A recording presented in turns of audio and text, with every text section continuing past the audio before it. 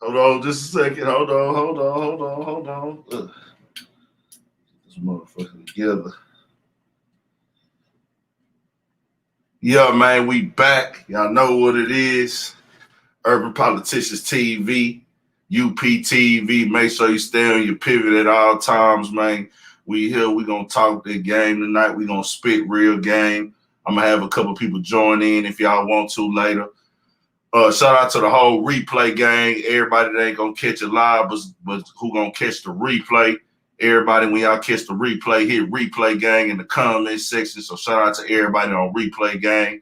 All my political partners in the chat, political partner gang. Y'all know what it is. We're gonna turn it up tonight. We're gonna get back on the business. I'm gonna go with the hot topic, man. You know what I'm saying? This is a podcast, this is a talk show, and people only gonna tap into what is being talked about. So we here, man, we rocking. And it seems like people is still upset and got heavy opinions about this Rory and Mal deal. People still coming on the video and comment, so I guess that is still relevant. And that shows you how big and important that Joe Budden podcast was to the culture. People is still coming on those videos. People still have opinions about that. I'm not going to lie and play dumb. Of course, the Joe Budden podcast, me speaking on it, me being a real fan of that motherfucker, me being a fan of the podcast, me being a fan of all the guys, made me want to speak on it and put my opinion out there. And if my supporters is telling me to keep speaking on it, I would be a dumb nigga not to. But people are engaging on that topic right now because of that deal got signed. It was quiet for a while. Wasn't nothing to really speak on. I'm still subscribed to both on my phone and on the TV in the living room. And both of my accounts, I'm still subscribed. I'm still tapping in when I got time. But I want it to be known that people want to tap into that motherfucker. That's what it is, man. So I don't really understand at this point why, people feel a way about them getting a $10 million deal and why this is an issue for motherfuckers. So we're going to get back on that. Shout out to both podcasts, though, Rory and Mal and the Joe Budden podcast. And like I said, we see how important that podcast was to the motherfucking game, nigga. It is what it is, nigga. For that bitch to be doing this type of shit going on, it lets you know. For it to be still getting talked about, shit really meant something to the motherfucking game and podcasting and in the culture. Hassan Campbell and FBG Mama Duck, to my understanding, they have talked. From what I heard, I didn't get to hear the whole Clubhouse. I tapped into a little bit of it. They got they stuff off their chest. FBG Mama Duck spoke her piece. I don't know if she stuck around. I know she was getting emotional. We were actually doing a podcast while that was going on, but she told her side and how she felt about everything. So we'll get into that. And he spoke on his side, and I'll play that back and let y'all hear what was said for the most part. And then we'll get into this Eddie Winslow shit with Sydney Starr. Sydney Starr is a transsexual woman. She's the one that everybody thought slept with Chingy or did something to do with Chingy, which that actually hurt Chingy's rap career, really ended his career, to be honest with you. When that rumor came out, it fucked up Chingy's rap career. It later came out that was a false story and it was lies. And, at that time, I don't think that the game, for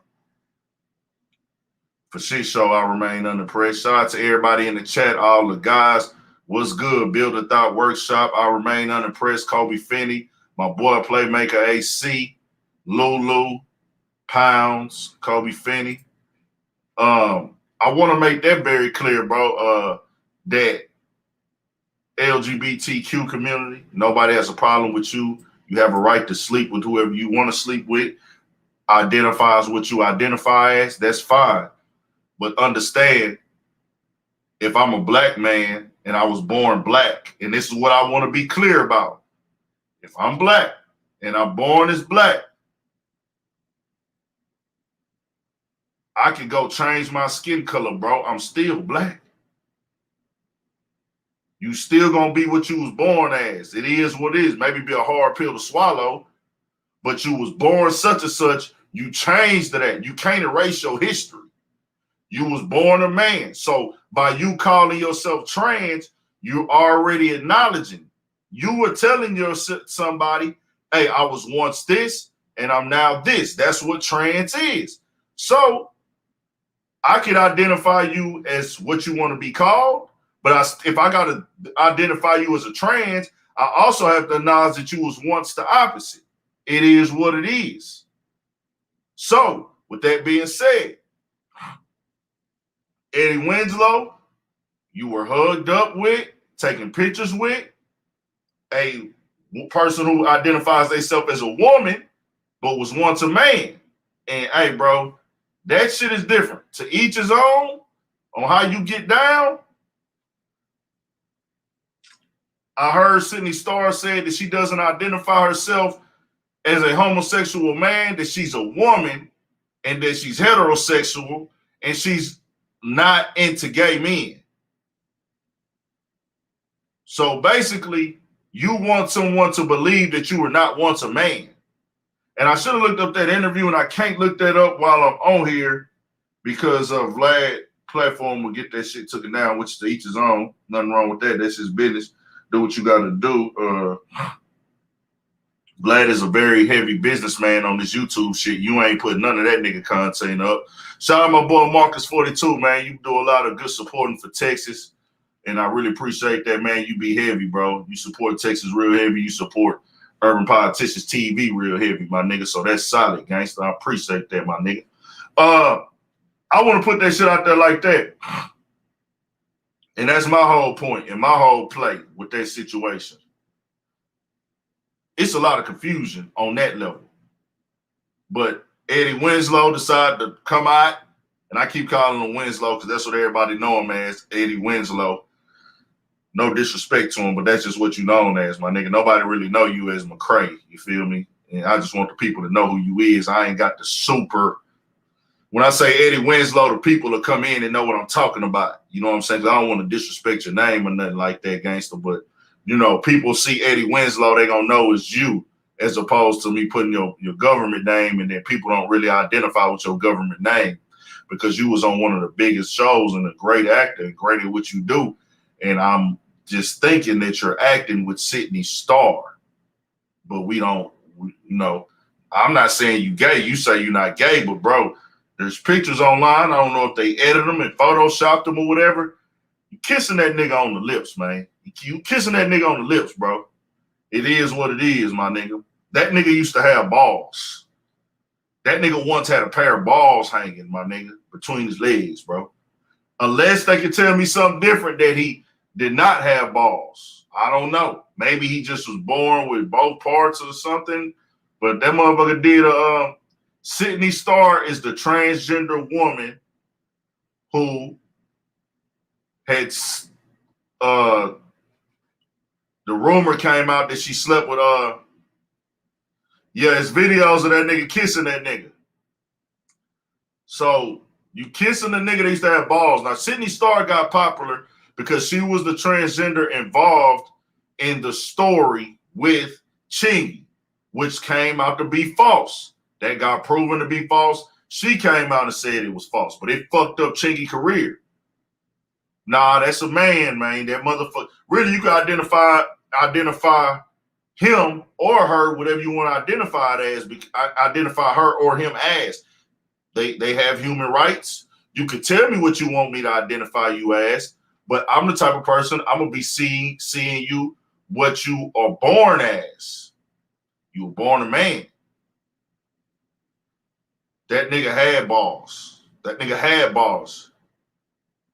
Oh, that motherfucker ain't got no balls still, bro. Seems like she done got a lot of work done, nigga. She done got a lot of fucking work. She still has original man parts. Like what, nigga? That motherfucker, that nigga don't got no balls still, bro. Don't tell me that shit. That nigga don't, bro. That boy don't got no balls, my nigga. That boy do not got balls. Don't tell me that shit. Don't tell me that motherfucking shit. That boy sitting in Starr ain't got no mother. Bro, to each his own, bro. Hey, to each his own. I ain't judging you on your decision, but we gotta call the spade a motherfucking spade, man. If you're walking with some balls between your legs, man, you's a motherfucking boy, man. You a boy. You a nigga. Bro, don't tell me that nigga got no balls, man. That nigga wasn't holding that man like that and said what he said today. That nigga told us, nah, that boy, she got that motherfucker removed, man. Let me ask y'all this. Am I going too far? Because this is a different type of conversation. Did that boy Caitlyn get some shit surgery done down there? And I don't want to get too deep in detail around this motherfucker. Did Caitlyn get some surgery done down there like that there, man? Or that nigga still walking around with a set of balls? Oh, man. Oh, that boy Caitlyn. So that's what I'm saying, bro. Where we at in the world, man? Like, I'm finna tell you a female and you got balls, nigga. Like, nigga got balls. Niggas got, like, wait, what that nigga say? Hey, what that nigga say on that movie? Oh, motherfucking Big Daddy. Big Daddy. Hey, on Big Daddy with Adam Sandler, little homie. That nigga say, hey, man, old balls. That nigga Adam Sandler told that nigga, oh, that bitch thought she got a head, man. She went over there with that old ass white man. That nigga had a career plan. They working at. She tried to dog Adam Sandler out, man, talking about, you're taking me nowhere. You're taking me nowhere. I'm getting with him. He's got a plan. He's like, you're going to think about me at night with that wrinkly skin and them old balls. Little homie seen that nigga again.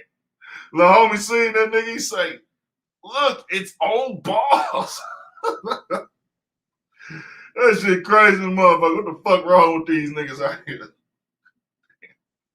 The fuck going on, man? Oh, that Caitlyn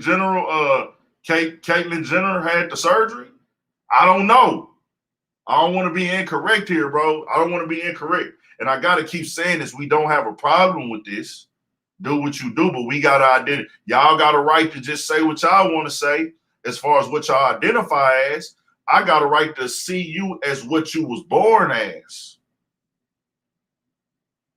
It ain't even about the price, bro. I think I'm just too emotionally attached to my nuts and my wood. Like, I'm not even finna process, like, bro, let me cut my dick off. Like, what, nigga? Hell no. No, sir.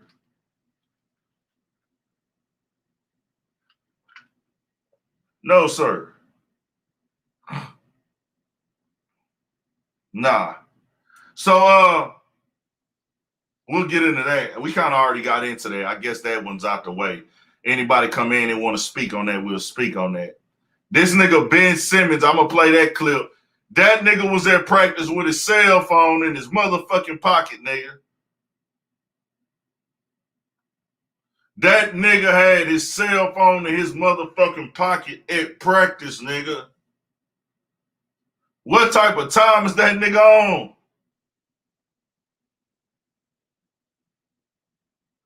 Queen Fargo say they not they not cutting off their balls. Okay, so man, if you got balls, I don't feel no type of way about calling you a nigga, man. I don't give a fuck what you done did, what type of surgery you done got. If you got nuts hanging between your shit, boy, use a nigga, boy. Shout out Golden State. Is this the opening season? The Lakers playing, huh? Shout out to the Lakers, man. Y'all niggas know I'm a LeBron fan. I don't even be getting time to watch all the games no more. We popping our shit tonight.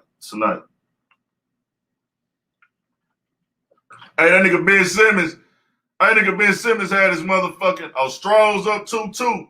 Stroh's up 1. Okay. We tied it up, huh? Motherfucking Stroh's 2-2 in this motherfucker. Shout out to the Strohs, man. I see my boy got the Texans on. I don't fuck with them Texans, though. I'm an ace-time nigga to the core, but I ain't grow up with them niggas. Them niggas came. I was already in Ace time, nigga, man. But shout out to my Texas fans. They still play here. They give back to the community. They fuck with the people. They fuck with the kids. I just don't like when that owner got exposed as who the fuck he really is, and they pushing that shit knowing that about the nigga. Now, true, it's a lot of teams that got racist owners and everything, but they keeping that shit a secret, nigga. It is what it is. If your shit get outed, your shit get outed like that you a racist, my nigga.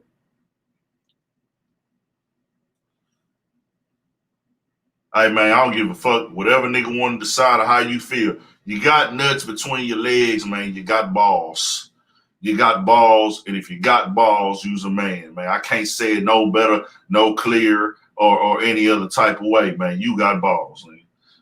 The Lakers down 8. Damn. It's all good, man. The Lakers got to get their shit together. What the chemistry's looking like on the Lakers, man? What the chemistry looking like on the court? I know Skip Baylor's going to have a lot to say tomorrow. Let's get into that motherfucking fuck we was going to get into, man. We going to get into that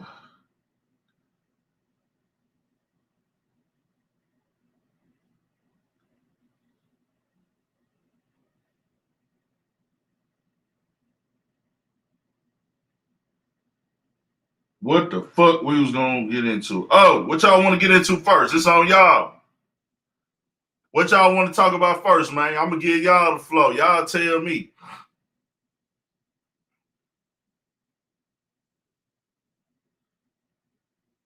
What's that starting like? What's that starting lineup like? What y'all want to get into first, man? Y'all see the titles, Hassan? All right. Let me break this down to you, and I guess I'll play the clips on Hassan since y'all say Hassan first. Hassan Campbell went on Clubhouse and spoke on FBG Duck Mom, Mama Duck, aka Mama Duck, and made the comment. And I'll play that comment first. Let me play that for y'all first. I actually got it on one of my YouTube videos, so y'all hold on just a second. I'm gonna find that clip on my YouTube video and play it for y'all real quick, and we'll go from there. Yo, I'm on the live. I'm gonna hit you when this bitch over. But now you good. All right. Let me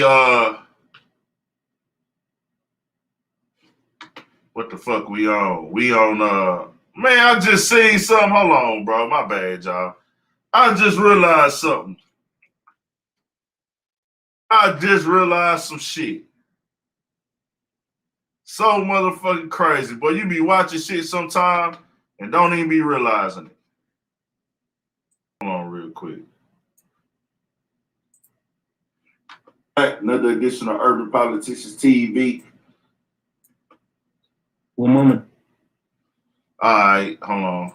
Hold on just a second, y'all. I'm finna bring it in. Let me get the screen up. Y'all hold tight. We're gonna play that little clip with Hassan Campbell. Go from there. So y'all can hear what Hassan Campbell said. Bring it into more context of what's really going on. Duck, like, how you feel about, like, do you think it need to be more mothers like her to stand up and fight for justice for their kids? Fight for justice? I think Mama Duck is a fucking failure. I think she's a failure. She got 5 kids that died in the street. Man. Nah. We gotta at least bring some grievance. Listen. I'll bring that back real quick. Listen. For the people just tuning in. Well, Mama Duck, like. For the people just tuning in. What I'm about to play right here is Hassan Campbell, what started the problem of this series, of this year, this recent incident, what started the issue between FBG Duck Mom and Hassan Campbell. FBG Duck Mom and Hassan Campbell had issues before Well, she didn't like some things that he said about her after she did the press conference. So this started this up now, and it got back, spoke up after she went online and announced that FBG Duck alleged murderers had been arrested. That hit the internet. Everybody broke that down on the internet. There's stories all over the internet for that. If you need to see about that, innocent until proven guilty. These guys have not been found guilty yet. They still awaiting trial. But that came out, so that led to different people speaking about it on Clubhouse. Things got said, and this was what Hassan Campbell said in the Clubhouse room, and this is what kicked off the situation that we now see. So here we go. I'm gonna play it for y'all. How you feel about, like, do you think it need to be more mothers like her to stand up and fight for justice for their kids? Fight for justice? I think Mama Duck is a fucking failure. I think she's a failure. She got 5 kids that died in the street. No. We got at least be some grievance. Listen.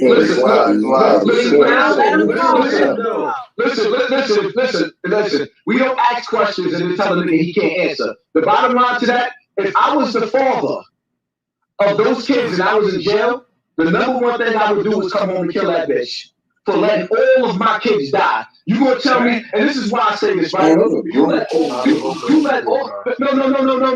Because once I start losing, first of all, when I realized that I can't raise my kids in the fucking hood, that's why I moved out of Bronx River to Co-op City. Then after I left Co-op City, I would have got a co-op. I went into a house to calm shit down. Because you know why?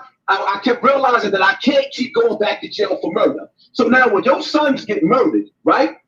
You ain't gonna take your resources to get your kids the fuck out of the hood. No, instead, I'm sitting up there watching videos where FBG Duck mother laying up with his ops. And the nigga that she laying up with putting a picture up there and showing that he fucking up. Like, you know what? That's a mentality right there. So fucking hear this shit that this man is saying. Okay. Now I remind you from the little part that I heard, he was saying that if he was my baby daddy and he was in jail, he would have got out and killed me for letting all 5 of his kids die. Already. So with that being said, thank you guys for watching. We'll see you guys. I'm convinced this man either he don't get no pussy, all that jewelry he wear be phony as fuck. Like, I don't even know him, but I'm just gonna clown him off the shit he just said in this motherfucking video. I was joking when he invented this motherfucker. Hassan Campbell, your mama should have swallowed your ass. She shouldn't even let that get to her hands or ovaries. She should have made that a straight up throat baby. That's what you should have been, a throat baby, G. Because after hearing this, you are fucking ridiculous, G, as a man. You should be a fucking ashamed of yourself. 2014, I lost me Andrea in the fire. 2017. That's not the real Hassan Campbell, y'all. Don't fall for that. 2020, I lost Duck to the streets.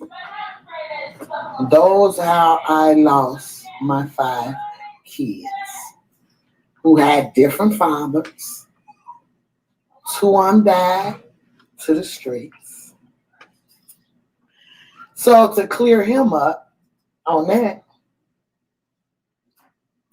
get my dick out your mouth and do your research on me before you get your dumb ass on a national platform.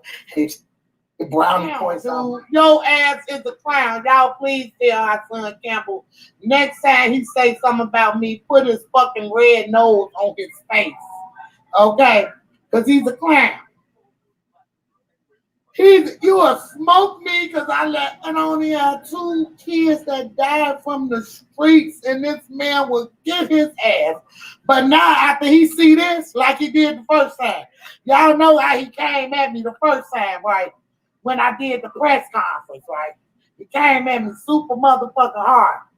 Then he rekindled this shit and apologize, right? So I'm convinced a motherfucker is paying him to troll me. To put this type of motherfucker. Now, I want to say this right here, y'all. Pounds. See, Pounds, what y'all got to understand is he made points about certain things, but that wasn't what the videos were about. He said he would kill her if he found out that she lost, if he was the kid's father. If he was in prison and I was the kid's father, I would kill her for losing 5 of my kids to the streets. Let's be clear. Hassan Campbell, you would say that if you said you was in prison. What are you doing in prison? If you're in prison, it's going to be partially your fault too. That's why we got to stay free as black men. I'm not saying that the mother doesn't have a responsibility. Both parents have responsibility. If you locked up behind the wall, guess what?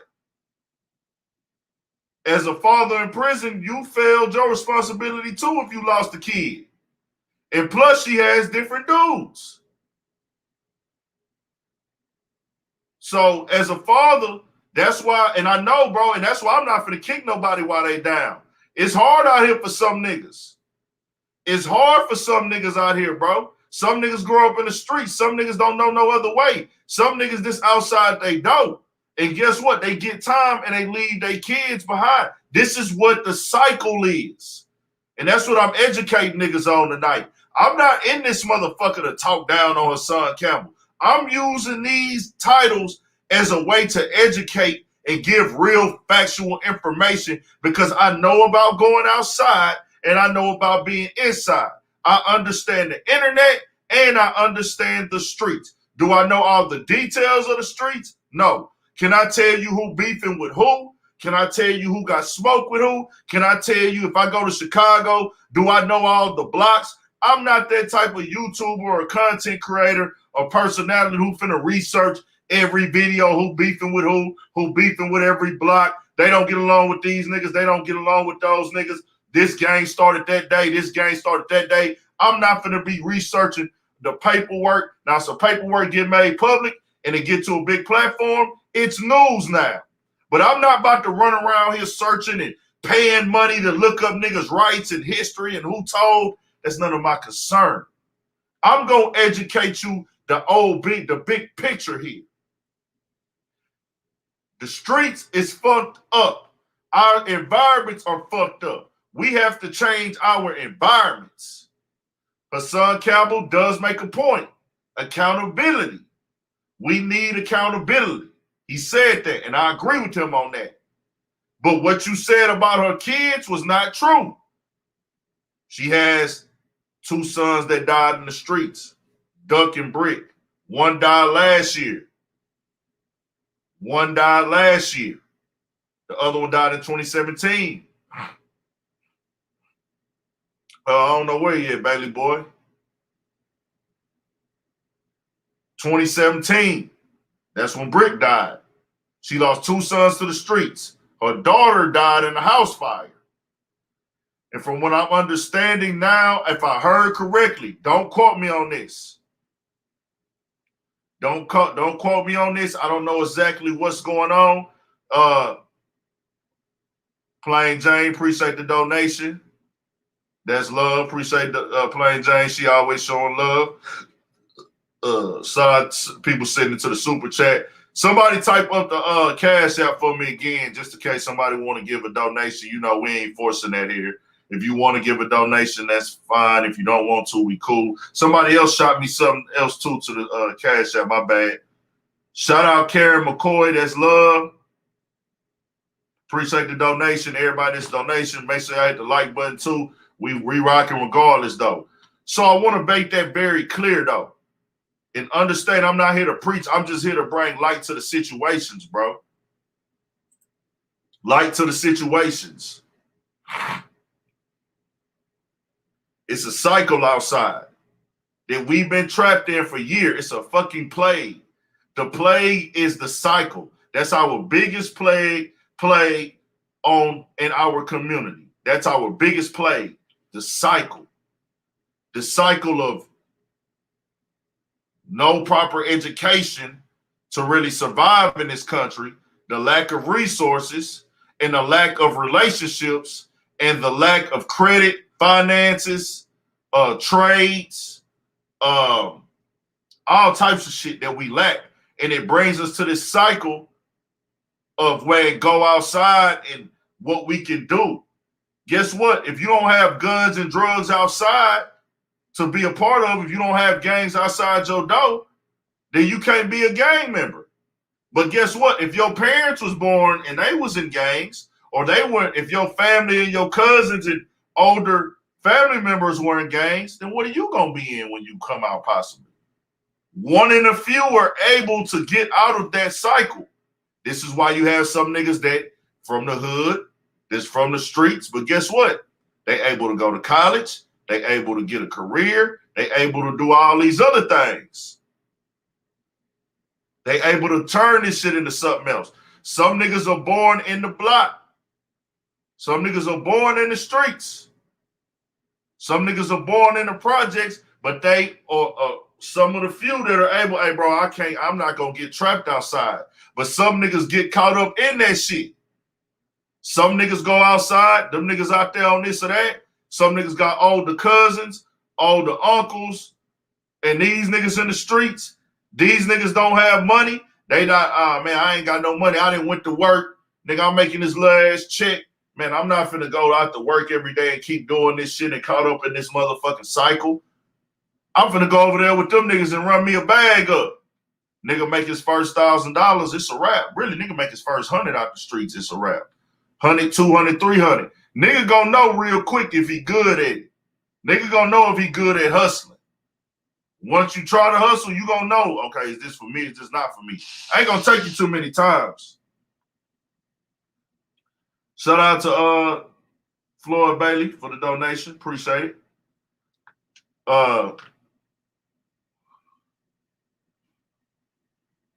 What do you mean, Pounds? The cycle is having victim mentality. Look at Dr. Ben Carson. What are you talking about, fam? See, I like the things that y'all say. Of course, y'all are speaking motivation. Y'all speaking that we need to stop like falling into the cycle. Y'all are speaking that. Y'all saying that stop falling into the cycle. We need to stop making excuses. You are right. But guess what? There is plenty of niggas who don't see their mama all fucking day, nigga. Do y'all niggas know that? Marcus Winfield, Marcus Winfield, I fuck with you. But do you really know that it's niggas who mamas work 12-hour shifts and 16-hour shifts? They mamas get up before they go to work because they daddy is in jail, like Hassan Campbell spoke on. If I was in jail, I would kill that bitch. That's what he said.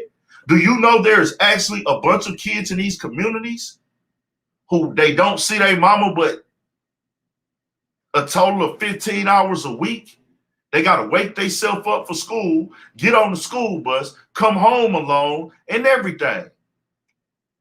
I'm from like a black area, but I'm not from the projects. I'm from a hood type area, a hood mentality area where it's mostly black people. But guess what? I grew up down the street from niggas. I grew up down the street from niggas who wore the same clothes on Monday that they wore on Friday. Facts. I would never drop their name on here and make them feel ashamed of it. But you know what? When you get older, you have respect for them niggas. You have respect for niggas. That nigga that wore them same clothes they used to get made fun of, man, that used to wear the same clothes on Monday and Friday, but when you become grown, you get respect for niggas like that because that nigga still stood tall, man. You wake up and you like, man, bro, niggas used to clown that nigga because he only used to get one pair of shoes a year. That nigga really from the struggle and he made it out. He dealt with that shit. You have more respect for that nigga who wore the same clothes and shoes because his parents was poor now. Because everybody want to be poor now. Everybody want to be from the gutter. Everybody you want to be from the trap now. I was the most, guess what, nigga? I'm from a black neighborhood, right? My neighborhood, my neighborhood ain't the projects.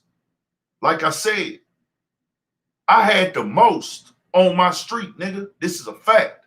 I had the most shoes, the most clothes, the most jewelry, all that shit. But guess what? I never looked down on that nigga. I was friends with niggas who didn't have 10% of what I had because I was raised like that.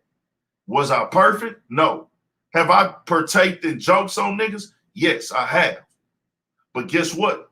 I ain't never looked down on niggas because they ain't have.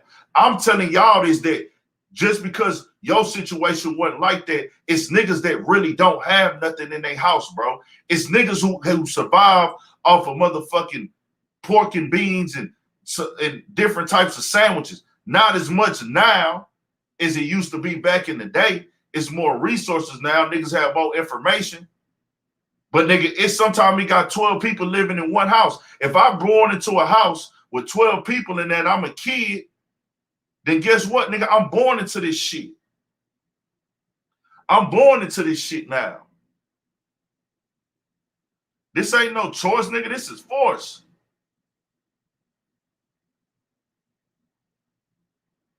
That's all I want to put out there, bro. Understand the difference of this shit.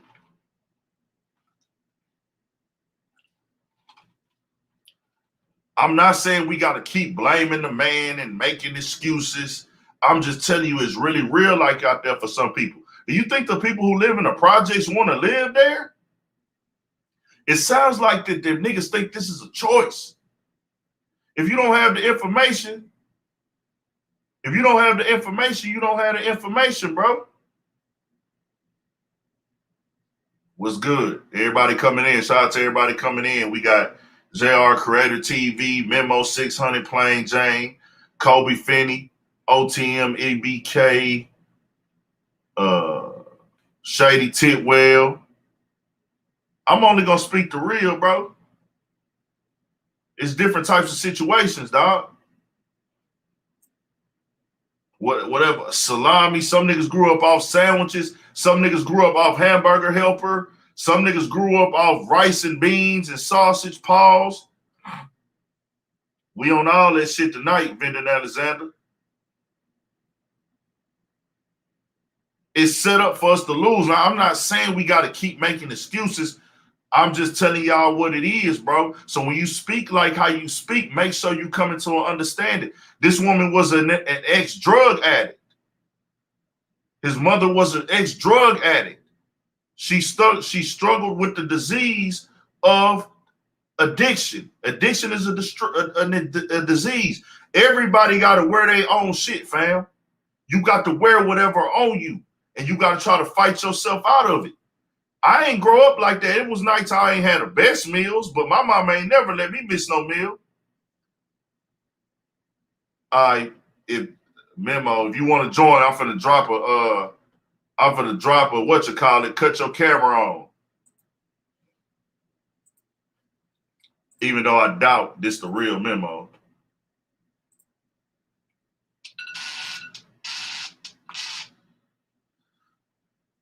The link on there, cut your camera on, the only way you gonna get on, man. That's the link right there. So I want to put that out there, bro. I'm only speaking the facts. It ain't about me being in the mix of no street shit. Yeah, I'm pretty sure that's not the real Memo. But I'm gonna let some people join up in a minute anyways, though.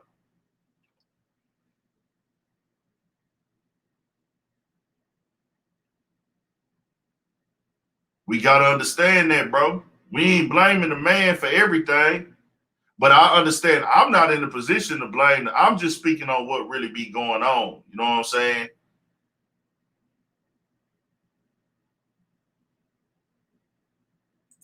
Pounds, where are you from, bro? You talking about Floyd Mayweather, bro.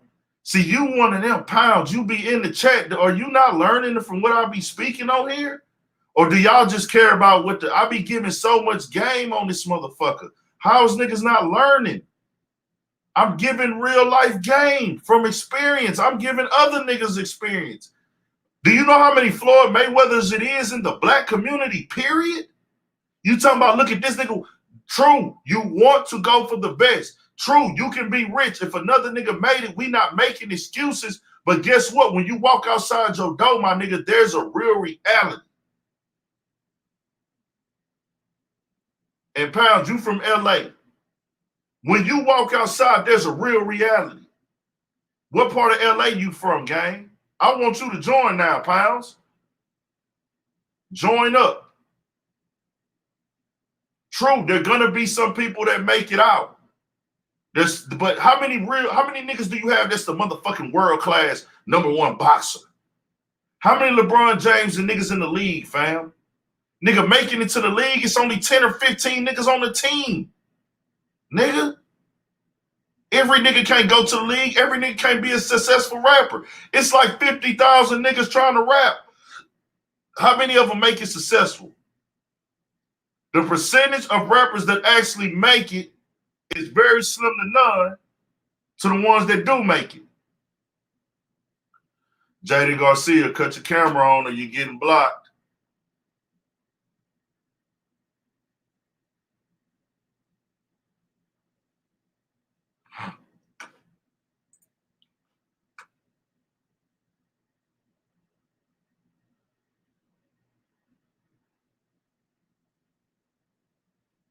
Look what Beezy say. Read what Beezy said, y'all.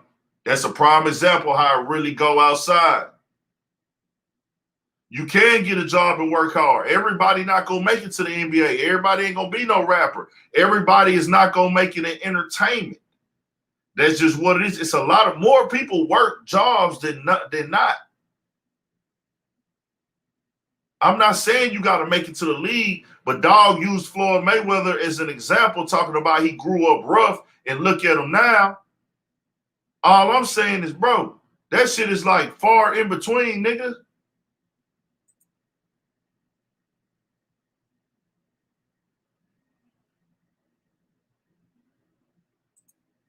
In fact, you should keep a backup plan. You should. I'm just speaking the real, man. That's all we on. I ain't trying to sell y'all no fake shit. So back to Hassan Campbell. He said what he said. He gave some good points in there. We got to take accountability. And he spoke on her being on YouTube and being on the internet talking and all these other things to an average person, to a person who moves off real grown-up time. We would all agree the internet is not the best place for her to be speaking. The internet is not the best place for her to be showing and talking and getting on here entertaining. I can't tell her how to move. She grown. But keep that conversation separate. If you got a problem with her being on the internet, say that. If you got a problem with her being on the internet interviewing and talking shit, entertaining, trolling, say that. I have a problem with her being on the internet with all this. Don't mix that in with the kids because that ain't the same thing. Single mother with multiple kids, I think we all know how hard that can be.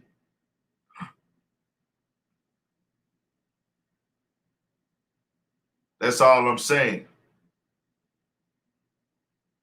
That's all I'm saying. It ain't no problem.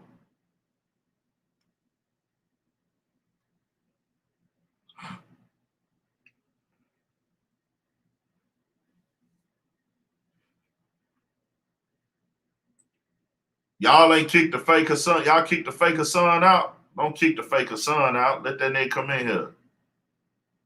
Let the fake Hassan Campbell in here, man. Unless he already tapped out on his own. Long as niggas ain't dissing no dead or nothing like that, leave them in here. Long as niggas ain't dissing the dead, they good. Long as niggas ain't dissing the dead, long as niggas ain't typing no derogatory terms towards black people or any other ethnicity or race, we good.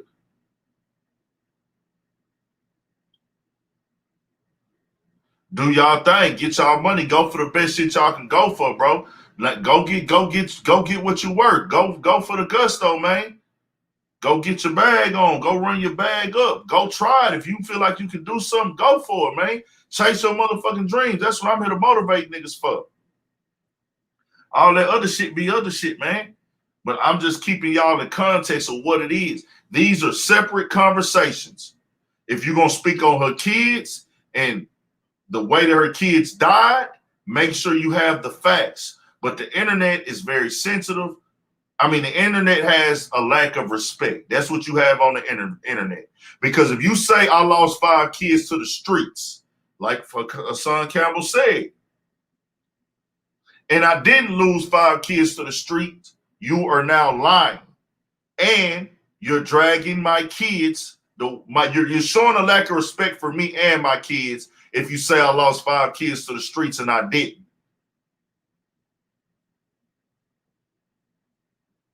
Understand that. Understand that. That's a lack of respect. That's a lack of research. Now, her son did come back and say that he was passionate. And, of course, he would not go and try to kill this woman. He has his reasons why he feels a way about it. But at the end of the day, you said what you're saying.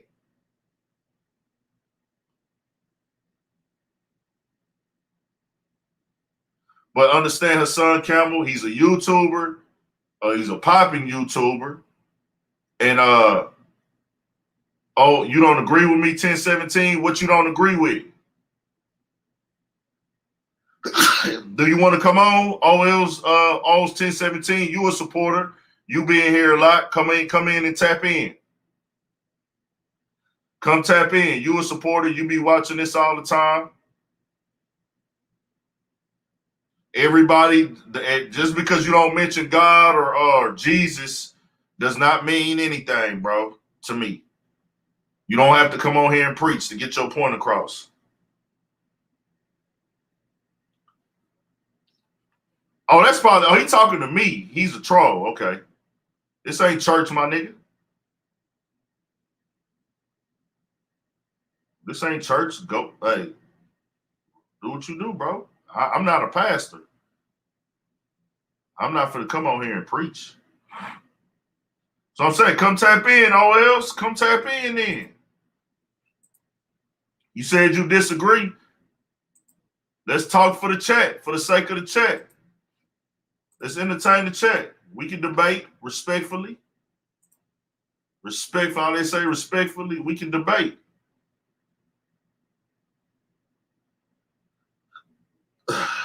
For sure, we all got to be thankful for another day, man. You got to be thankful. You got to look at your blessings. You got to be happy for what you have. Oh, yeah, my boy 808 Bo say, get them lights up. He said, we got 100 people watching and only 56 likes. If you ain't hit that like button, hit that motherfucking like button, man. Go hit the motherfucking like button. That boy Gooch up in here.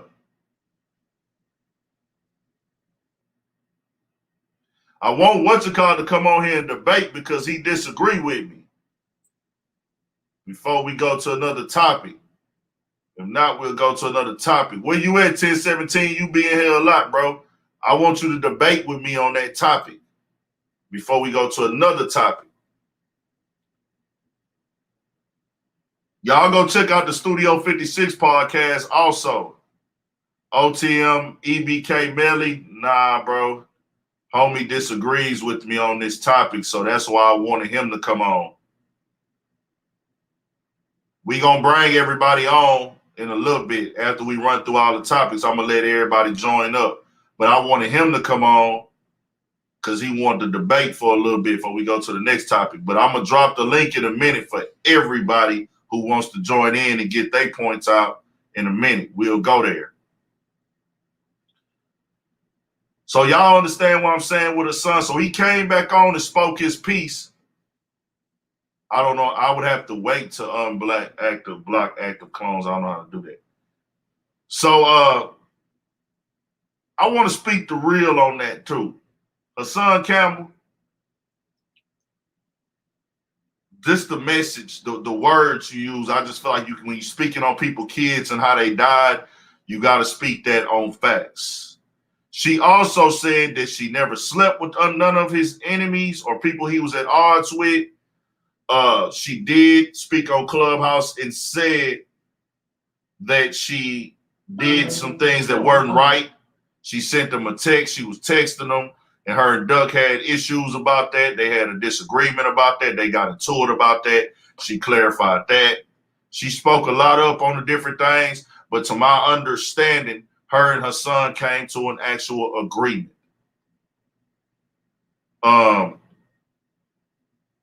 Everything like that. It's a lot of people on here right now saying they with her son on this. And like I said, fam, y'all don't have any facts. The thing was, she is saying that I did not lose 5 kids to the streets. That's not an opinion. That's a fact. Y'all are talking about niggas' opinions. Then on top of that, if you are a father in prison, then guess what? You have failed your kid also as a father. You're not there to provide. You're supposed to be the protector. The man is supposed to be the protector. You can't call home from prison and say, man, why you let my kid get killed? Do you know how crazy that sounds? I'm not trying to tell them how to grieve and how to feel, and I'm not trying to put the blame on the father either. Exactly. Plain Jane, you be tapped in. Facts over opinions.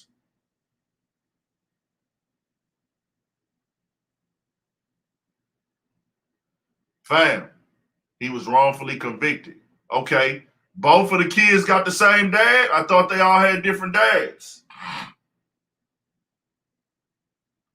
But that's what I'm saying. The thing is not about if she's wrong about other topics, bro. The thing is, I'm not agreeing with dissing the dead, or I'm not promoting the street shit. Do I listen to gangster rap? Yes. Do I fuck with gangster rap music? Yes. We're not here to debate is FBG Duck. See, y'all are putting other conversations and narratives into the conversation at hand. The conversation is not we'll get on that in a second, Gooch. We'll get on that, Gooch. Stay tapped in. We finna get into it. The conversation is not about if FBG Duck was a good kid. The conversation was not about is do I need to be online or not? The conversation was, did she sleep with his enemies, which she said she did not? And the conversation was, how many kids died in the streets? Hassan Campbell makes good points on his YouTube channel. Hassan Campbell be giving real good game at times. And I feel like kids and younger kids need to hear some of the things he says. But guess what? At the same time, Hassan Campbell says a lot of things that are for views. And, you know, the game works on people who are not able to process the game and understand what goes on. I'm a YouTuber myself. I know what sells. I know what's hot. If I got on my YouTube channel today and got on here and started calling niggas snitches and disrespecting niggas and making fun or just coming with all the shit, and if I got on here and said, hey, if I was in jail and that was my baby mom's, I'd kill that bitch. If I got on my YouTube channel and started saying that type of shit, guess what? This shit'll start turning up. This shit will start turning up. 100% facts. I can turn this shit up tomorrow, but it ain't in me to do that. Of course, that's how you get rich. Putting a bunch of controversy on your shit, disrespecting niggas, going crazy. But guess what, bro? I like to go outside. I like to be cool. I'm not scared of nobody. I ain't scared. But guess what?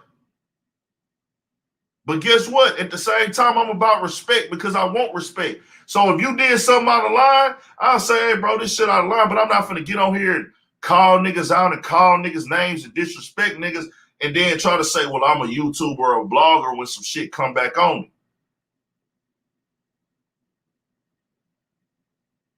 I ain't hiding behind what I put out, bro. This right here. This right here is what it is, bro. It's going to be a longer process. It's going to be a longer grind. I'm cool with that. Now, sometime I'm going to cross some lines that's going to piss some people off. I might not agree with it. Y'all might not agree with every piece of content I do, every interview I do. You got to put yourself in some type of in some type of controversy and get your feet a little dirty and your hands dirty in media.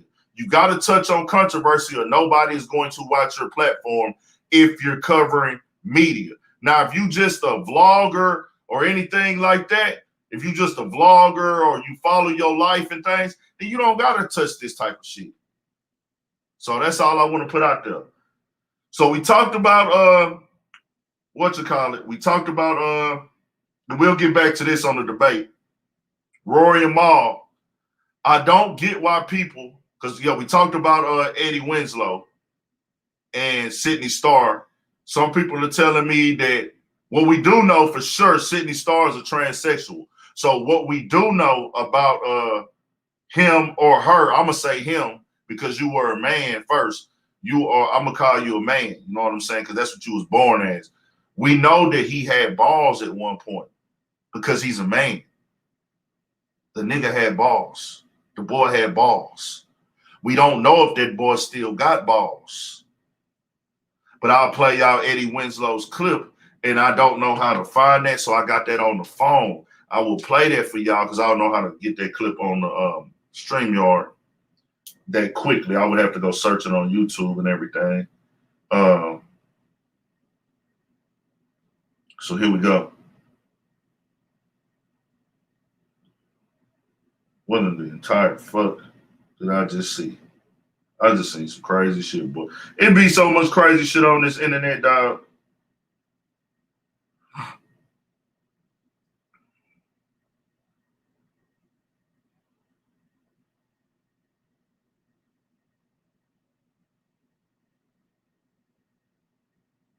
This was his response after the video came out of him hugged up.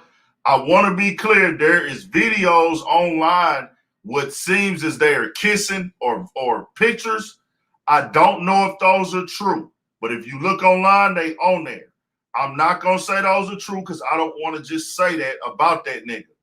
I don't want to say that about dog that he was kissing that man, that boy, that nigga that had balls. I don't know if that nigga still got balls, but that nigga was born with balls. And I hate to keep saying balls.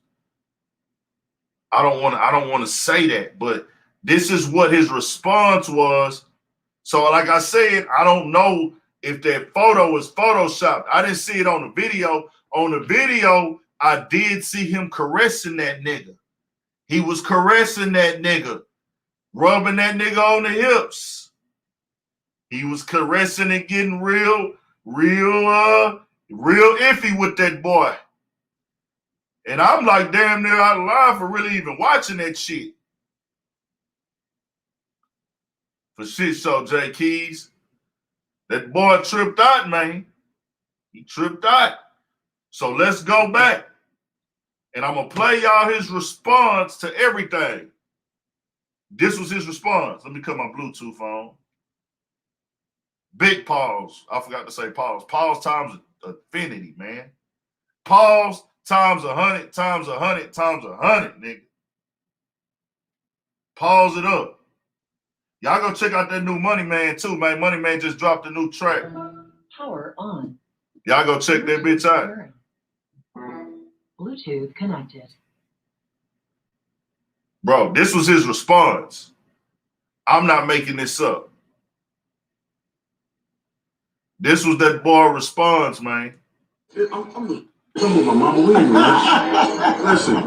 We eating oxtails. We eating oxtails. We eat good. We eating oxtails and peas and rice. Well, y'all are discussing these rumors that aren't true. We eat. And they aren't true either. They are not true, okay? Okay. I mean, but I will say this. What are we in high school? You gonna tell me who I can be friends with, who I can't hang out with? Huh? I mean, I'm a grown man. I'm really 5 years from 50. So, I mean, if I wasn't with my mama, I would really be saying this a whole other way, but I'm being respectful because my mama right here. Yes, ma'am. Being good. We love you guys, okay? Love you guys. Love yourself. With these rumors, y'all. No, rumors. Not true. You know what I'm saying? That's what you the big brother to chime in. You know what I'm saying? Yeah, and I think that my fiance would really have something different to say. That's the focus. That's what y'all should be focusing on, where that ring is. Yeah. Y'all, this is. I'm with the baby. I'm with my mama. We ain't doing So the thing is, fam. We eating oxtails. We eating oxtails. We eating good. We eating oxtails and peas and lettuce. But y'all are discussing these rumors that aren't true. We eat. And they are true either. They are not true. Okay. Okay. I mean, but I want to say this. What are we in high school? You gonna tell me who I can be friends with, who I can't hang out with? Huh? I mean, I'm a grown man. I'm really 5 years from 50. So I mean, if I wasn't with my mama, I would really be saying this a whole other way. But I'm being respectful because my mama right here. Yes, ma'am. Being good. We love you guys, okay? Love you guys. Stop receive rumors, y'all. No rumors. Out. Not true. You know what I'm saying? That's what you need to big devil at the time. You know what I'm saying? Yeah, and I think that my fiance would really have something different to say. That's the focus. That's what y'all should be focusing on. Where that ring is. Yeah. So, bro, hey, y'all help me understand. Is that nigga trying to say the joke is on us? Like, y'all niggas think y'all believe in these rumors? What's the rumor, dog? It's on video. What's the rumor at this point? What is the rumor, dog? What's the rumor? Nobody said they were sleeping together. It's the fact you were holding that boy. You were holding that boy. Nobody said it was a rumor. What rumor are we talking about? We responded to the video. The rumor is that they were dating or fucking around. But no, nigga, you still didn't explain the video. Like, why is you touching that boy? So I'm going to ask y'all this. Y'all answer this on your own. If this is a movie role, a script, anything like that, does that make that acceptable? Because with me, I'm not doing that shit for no bag. I'm not finna get on here and grope no man and hold no man like he my bitch.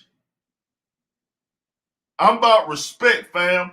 I'm not finna hold no man like he my bitch and be like acting like I'm about to kiss that nigga and none of that shit. That shit is done, nigga. The fuck on, nigga. You talking about nigga, you ain't even addressed the issue. Why is you touching that boy? Address the motherfucking topic at hand, nigga. You talking in circles. Man, I'm out eating oxtails with my family. Knew something was different about that nigga, bro. Knew something was different about that nigga Eddie Winslow. When I seen him do that Vlad interview, I was like, gang, you cool. You part of legendary nigga childhood when I was a young nigga growing up. Nigga watching you on TV, boy. You didn't win. And then you said you almost 50. Boy, you know this type of behavior for a 50-year-old man is highly unacceptable, my nigga. You know this shit is highly unacceptable for a nigga that's motherfucking 45 years old, man. You grabbing on niggas with balls hanging, bro.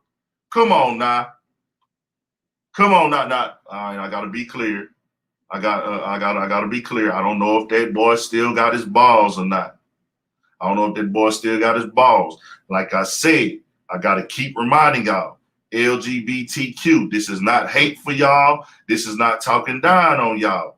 This is saying if you are born with balls, you are a man, no matter what you identify as. That's what you was born as. Now, when you say that you are trans, a transsexual, the definition of a transsexual is somebody who changes their sex from a man to a woman. So guess what? If you're calling yourself that you were, if you say you are a trans, you are also acknowledging that you were once the different sex. If you are trans, you are acknowledging that I was once this.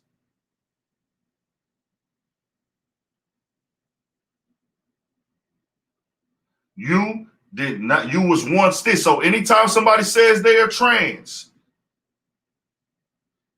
nigga, how should you address it? If the nigga said, hey, look here, he can address it how he want to address it. But how you address it is how I'm going to receive it. You don't give an explanation, then guess what, my nigga? If you don't give an explanation, then we just going to say you was on there touching a nigga with balls. Just say you got the bag for it. Just say you got the motherfucking bag for this shit, my boy. It still ain't gonna make it acceptable, but don't act like this is something you just woke up and did. But if this is something you woke up and did, don't respond and call it rumors when we can see you on video with her. What's the rumors about this? Vlad might be getting another Sydney Starr interview lined up. So you know how Vlad get, dude. Oh, he's got a star with Sydney. Still doesn't make it acceptable. Nigga. You sold your soul for the bag, man. If you got a star with Sydney, what they did was they using you for marketing, which I furthermost say that, nigga, they using this shit to tear down the black community, nigga. They using you for marketing. We got a desperate nigga who ain't been popping on TV, and whether he getting money, just because he not on TV don't mean he ain't getting money. Just because he not on, I don't give a fuck who download gay. I don't give a fuck who download gay, fam. We talking about facts, nigga. Y'all talking about theories and this and that. We don't throw jackets on niggas till it's out there, fam.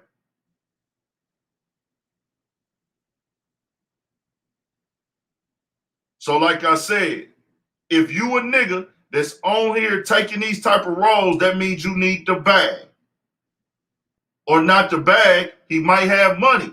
That means he wants to be back in the light. And they like I say, they might tell him, hey, bro, come do this role. You're going to be working with Sydney Starr. As a straight man, you're going to say, hold on, my nigga, I'm finna be working with a boy. Y'all want me to act like I'm dating that boy and kissing that boy? Y'all going to pay me to act like I'm gay?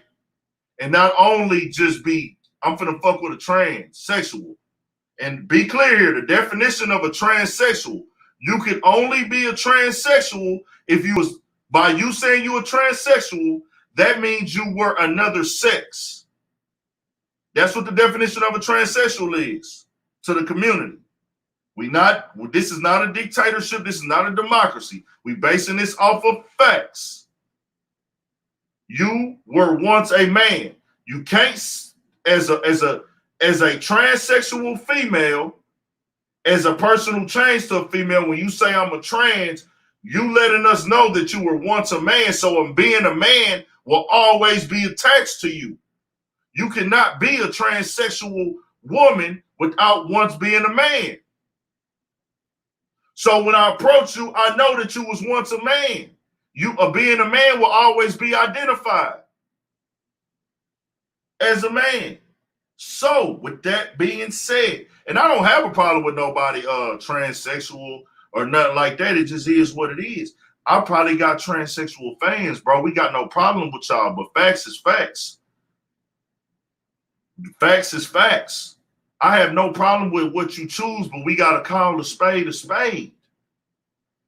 You have a right to love who you want to love and be who you want to be with. I keep putting that out there. So all y'all motherfuckers that think I'm being biased, I'm not being biased.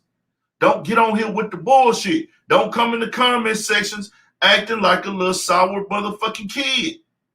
I'm giving y'all the motherfucking facts, fam.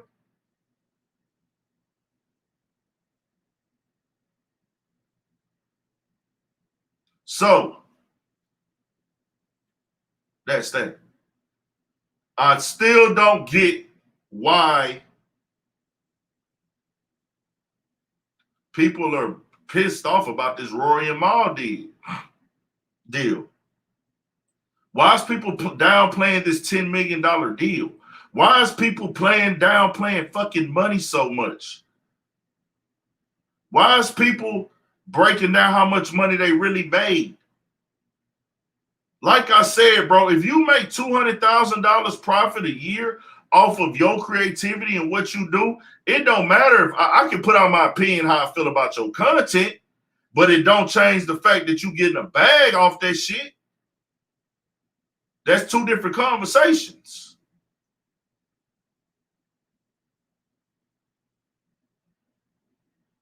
That's two different conversations. I'm still getting comments about this shit days later. Niggas is still coming on there saying, oh man, 10 million after they get the taxes, they do the split. That's only $1 million. Nigga, where are y'all from?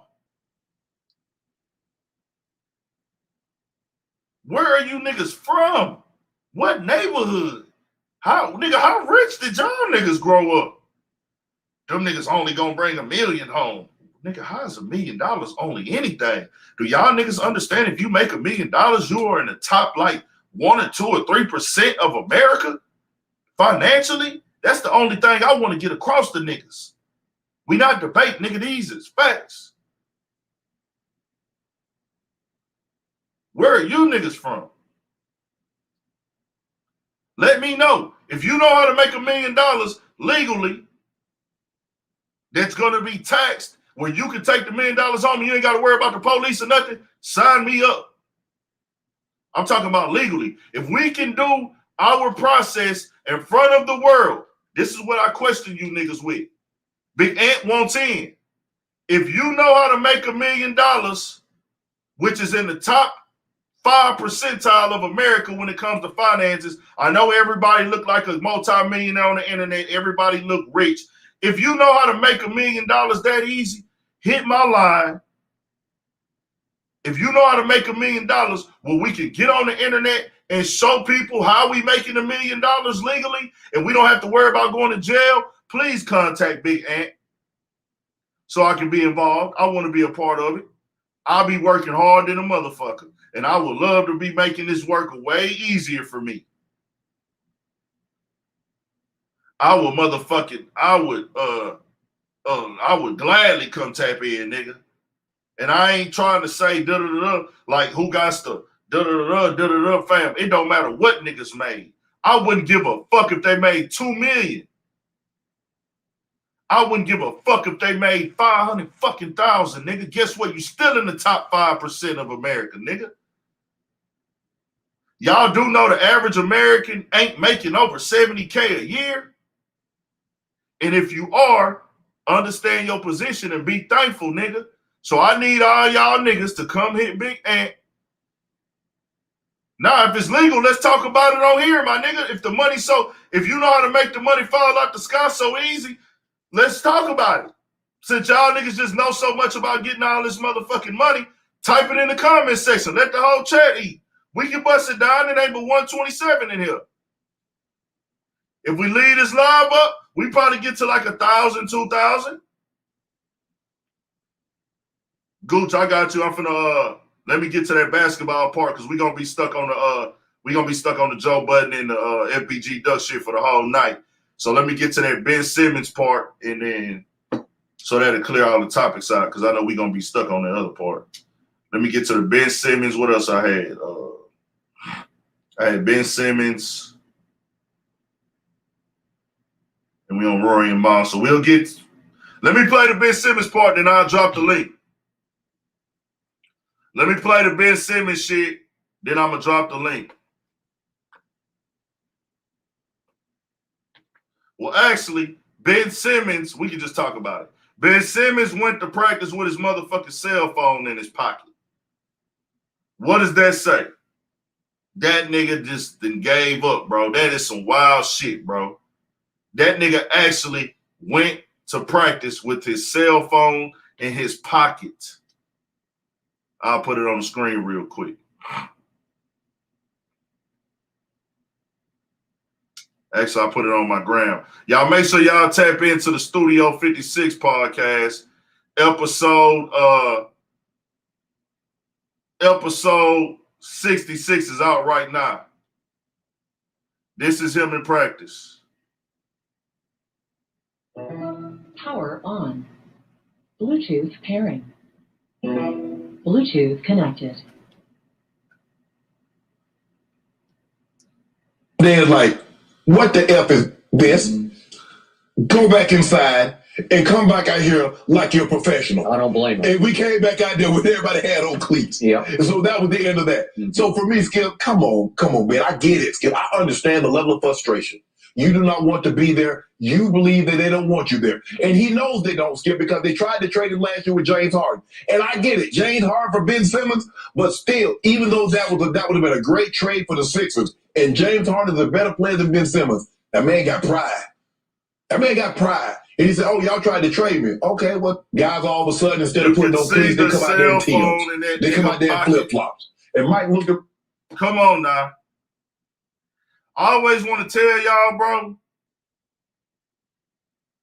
when you in that type of light and you ain't kind of showed up, and Ben Simmons might turn out to be a hell of an athlete eventually in his career. I'm not gonna count this man out.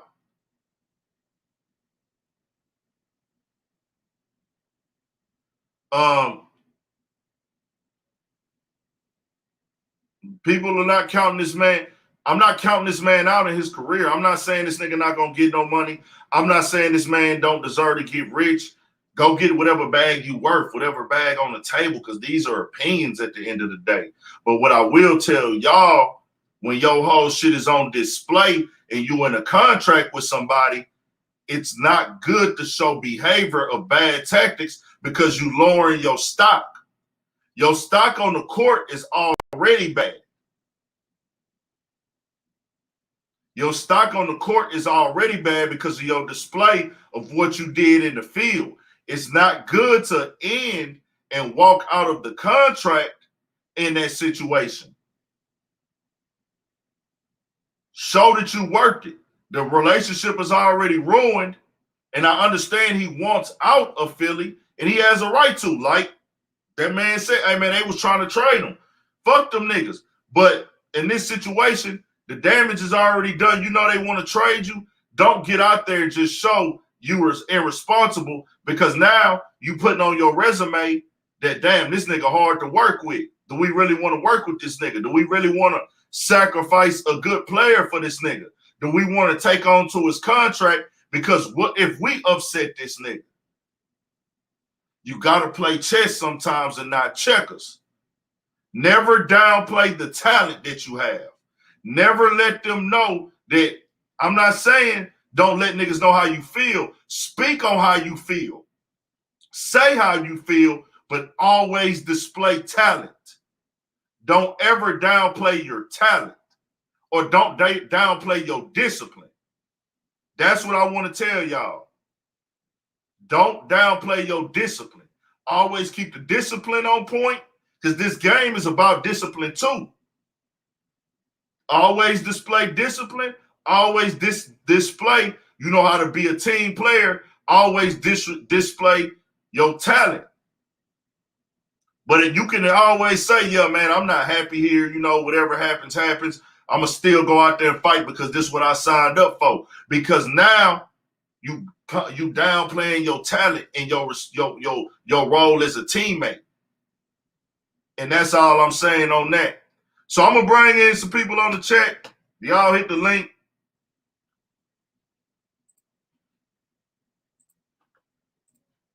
And that's all I want to speak on that. Y'all say the Lakers lost, huh? Damn. Let's go. They say the Lakers done lost. Some people finna join in. We're going to talk some shit. Make sure y'all hit that like button if y'all ain't hit that motherfucker already.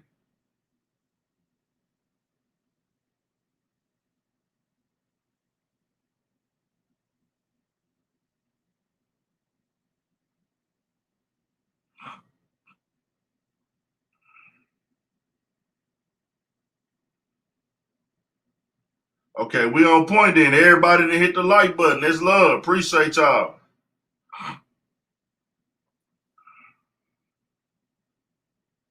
Said Westbrook. They going in on Westbrook. I ain't gonna lie, bro. As a motherfucking Lakers fan, I have to honestly say, I'm not the basketball technician. I'm not the super duper basketball guy. I don't got all the answers on the basketball court.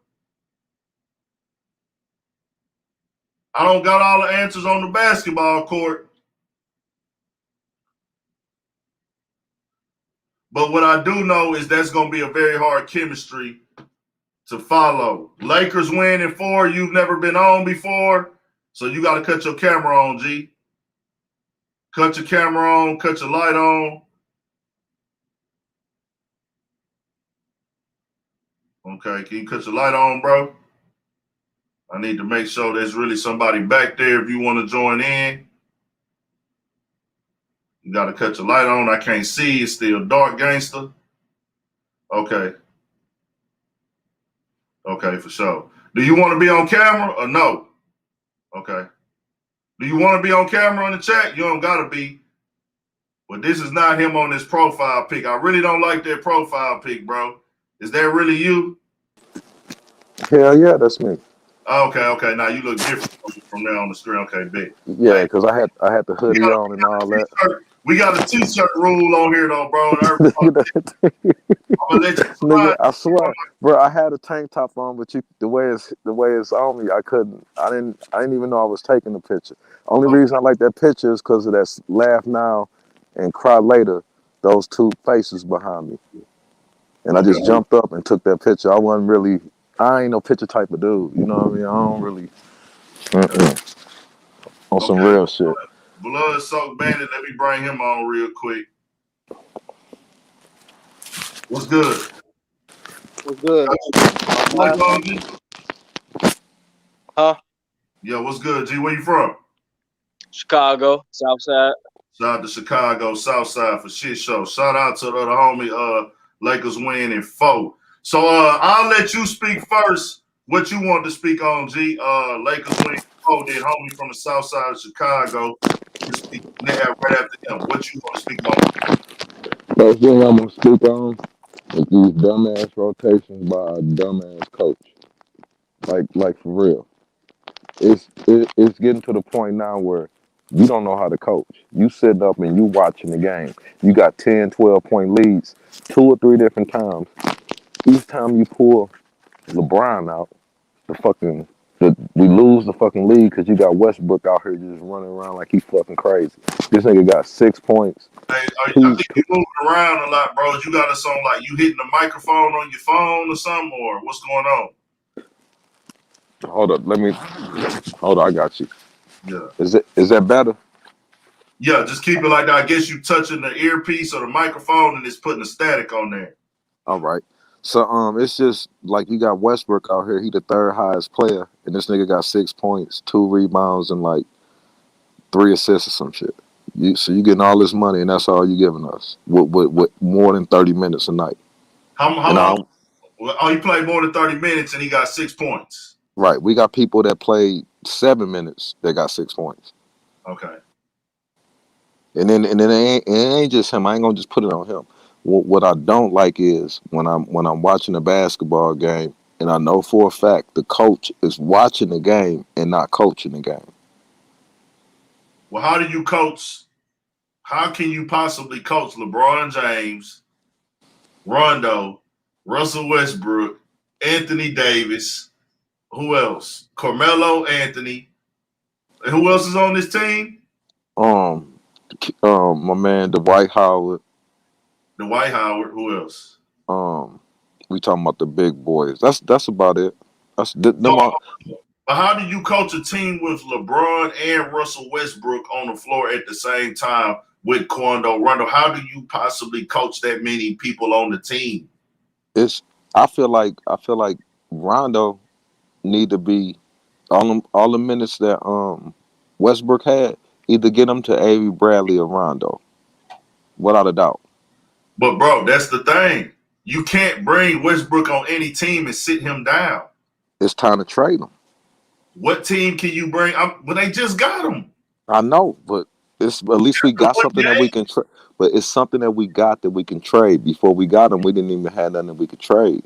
We actually got a trade piece. But they didn't bring Russell Westbrook back. I think they did. I think that's why they put him in that dress. Come on now, bro. We speaking real now, bro. I'm being real, bro. Come on, man. Put that skirt on. He chose to put that. That was a dress. That wasn't a dress. That was a skirt. That was a skirt. Right. But all I'm saying is That nigga ain't went to no. the game looking real weird. He looked real different tonight. Let me bring that shit up. Did y'all see what he brought up the other night? Y'all see what I was at work when it first came on. Now this is what he wore to the game tonight. I'm not making this shit up now. What I see this shit at? Here you go. Hold on. No, that ain't it. That ain't it. What the fuck I saw that shit at? Somebody posted that shit with that nigga had on. Fuck. Who the fuck posted that shit? Okay, not him.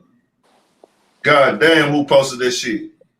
Bleacher Report don't be posting shit like that, huh? Who be posting that shit, bro, when niggas wearing to the games? Somebody had the nigga walking up. Bro, that nigga was looking so fucking out of there. You probably can Google that shit and it probably will pop up.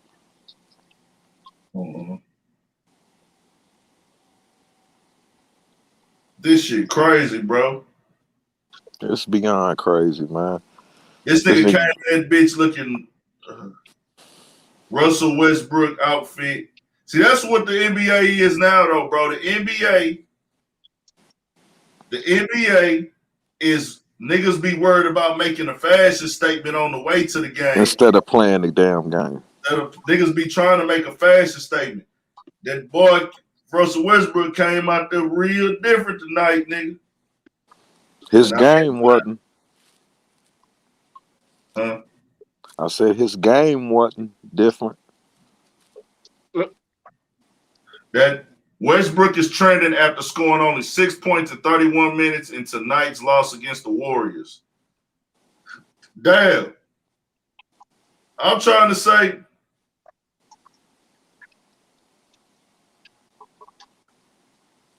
I'm trying to figure out where the fuck that nigga's at. They probably just snatched it off. They probably took it off the line, bro. They probably took it offline. All right. Probably took that shit offline, bro. Y'all gonna the shade room? Yeah, they might have posted it. Let me go to them one time. They probably took it offline because it was probably getting hate comments, nigga. Mm-hmm. One of them blogs posted that motherfucker though. Y'all look for it tomorrow. Remember, Big Ant told y'all this is why this nigga had such a bad game. Because he was focused on the wrong shit. Ball alert, maybe ball alert. That nigga trying to go viral off his outfit. Instead of his jump shot. Fucking right. See, I don't think the person who run the NBA app would post that outfit because they know what type of reaction that shit gonna get. What they call it, that shit where all the hoopers be trying to make, their page. Oh, I know what you're talking about. I can't remember the name though. He had a commercial on today about the shit you talking about right now. His fashion shit that he got out right now where he making clothes and all that shit, man. But it's like, man, come on, man. I ain't trying to hear that shit, man. Man, you getting paid over $20 million a year for 6 points and 2 rebounds. Let me play what y'all boys said too, man. Y'all boy Joel Embiid had to say when they asked him about Ben Simmons. I don't care about that man, all that shit. On this one, I don't care about that man, all that shit. He said, I don't care about that man. That's not my job. But I don't think he meant that in a bad way. I just think that's his English. Like, I don't think he meant it in a bad way. He just like, I don't care about that man, honestly. Like, it was just like what he do. Huh? Like he don't care about what he do. It ain't. Yeah, I don't think he meant it in a harmful way. You know what I'm saying? But I'm like, shit. Oh well. So now, what you say? But you see, my thing with Ben Simmons is we all know why he was trying to get out of fucking Philly. We all know why. Why? Oh, dude, that's banging this girl in Cali. He thought he was gonna make it back to Cali. Bro, you got a lot of good theories, bro. Man, that's real, bro. What part of LA you from, dog? I'm from St. Louis. Oh, you just a Lakers fan? Yeah. No, I'm a LeBron fan. Oh, you're the same here. I'm a LeBron fan too. Right, I ain't a Laker fan. I'm a LeBron fan. That nigga leave, I'm gone. Peace. This nigga hell. It was cool. It was cool while it lasted. For sure. Homie from the shot, dog. What you want to tap in on? Shit, man, I want to tap in on that Sydney Starr situation, bro. What you had to say? What you got to say, bro? Man, like, I don't know, like, how do you think a heterosexual male is actually supposed to react after, like, because you know how she was saying she would like basically date a guy, a heterosexual male, for a whole week before she decided whether or not she would, discuss what she was before that, even though we both know that she was born a guy, so she's still a guy, but So you saying if she met the fact that if I was in a situation, you saying if I was in a situation, hold on, first and foremost, finish your shit, what you saying, how's a nigga supposed to act if what happens? I was saying, like, because in the interview, Vlad asked her a question, and it was, I can't exactly remember what it was, but it was stated around the, like, how did the men react when they found out, or when you told them, what happened to you, what happened in your past and whatnot.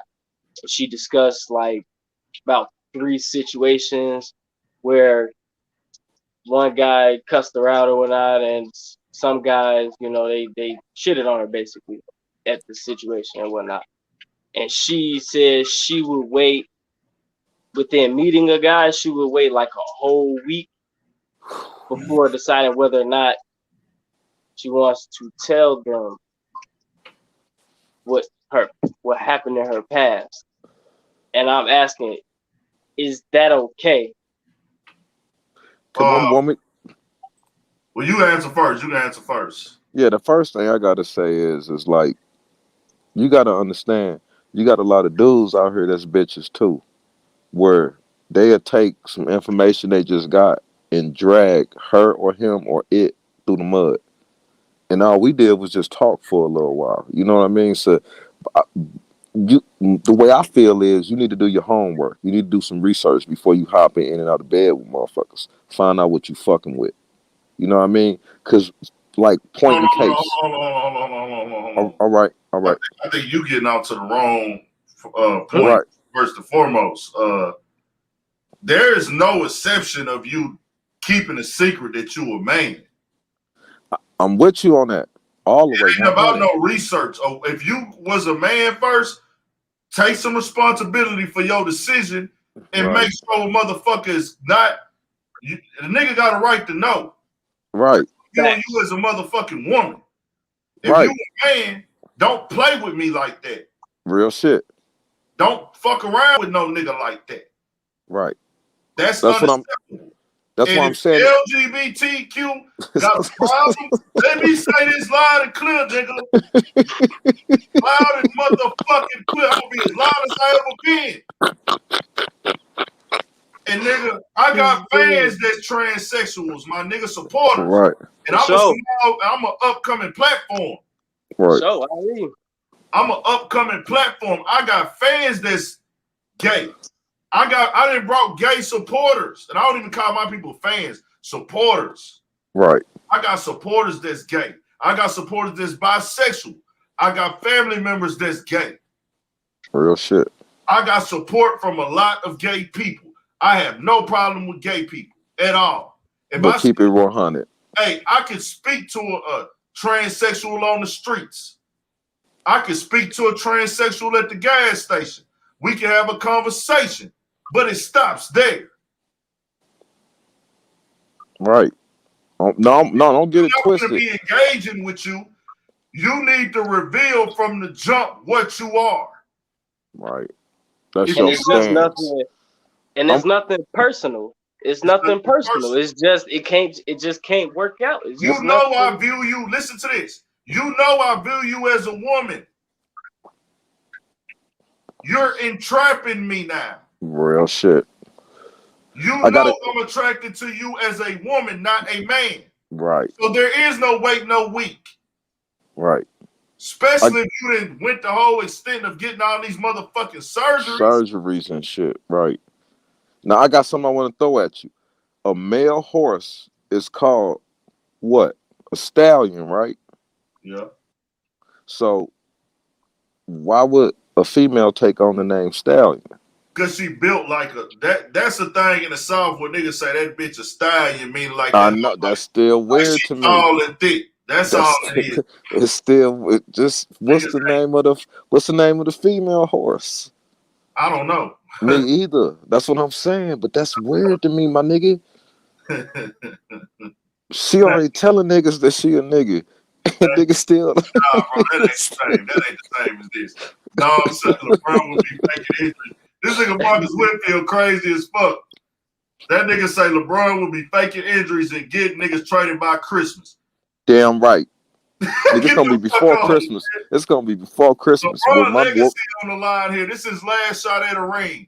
And really, they really got all these niggas on this team to beat the Nets, because that's who they thought they was going to face. They thought they was going to face Kyrie, LeBron, and motherfucking Jay Harden, Blake Griffin, and who else? LaMarcus Aldridge. They thought they was finna have to face all of them niggas.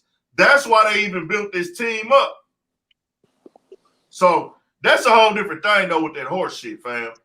I know, but I just want to throw that out there because it's just a lot of weird shit going on. That's whatever that shit been going on. Niggas been calling girls stallions out here in the South, bro. You from St. Louis? I know y'all that had the lingo, man. That bitch thick, tall, stallion. Thick like peanut butter, nigga. We'll say something like that. Y'all say stallions, but no. Let's be clear here, fam. If you motherfucking lead a nigga on, any man on, and think, hey, nigga, this is what it is. Right. I'm going to lead you on like I'm out here like a woman and I am a woman. I'm on your motherfucking ass. Flatline. Pause, nigga. What, nigga? You playing with me? You playing with my sexuality? Right. And then these motherfuckers will try to tell you, they'll try to tell you you ain't comfortable in your sexuality. Nah, bitch ass. You're homophobic. I'm telling you what I am. I'm not gay, nigga. Or I'm a or you're acting homophobic. No, nigga.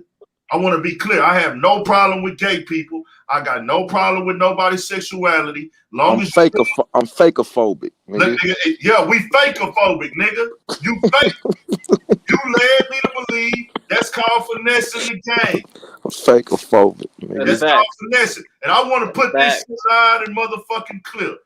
Any of you motherfucking transsexuals that trick straight niggas and don't tell a straight nigga that you a man and you know he really believes you a woman, not the niggas that know, but the niggas, you know this nigga really think you a woman and you lead him to your bedroom. Right. Big Ant on some real shit.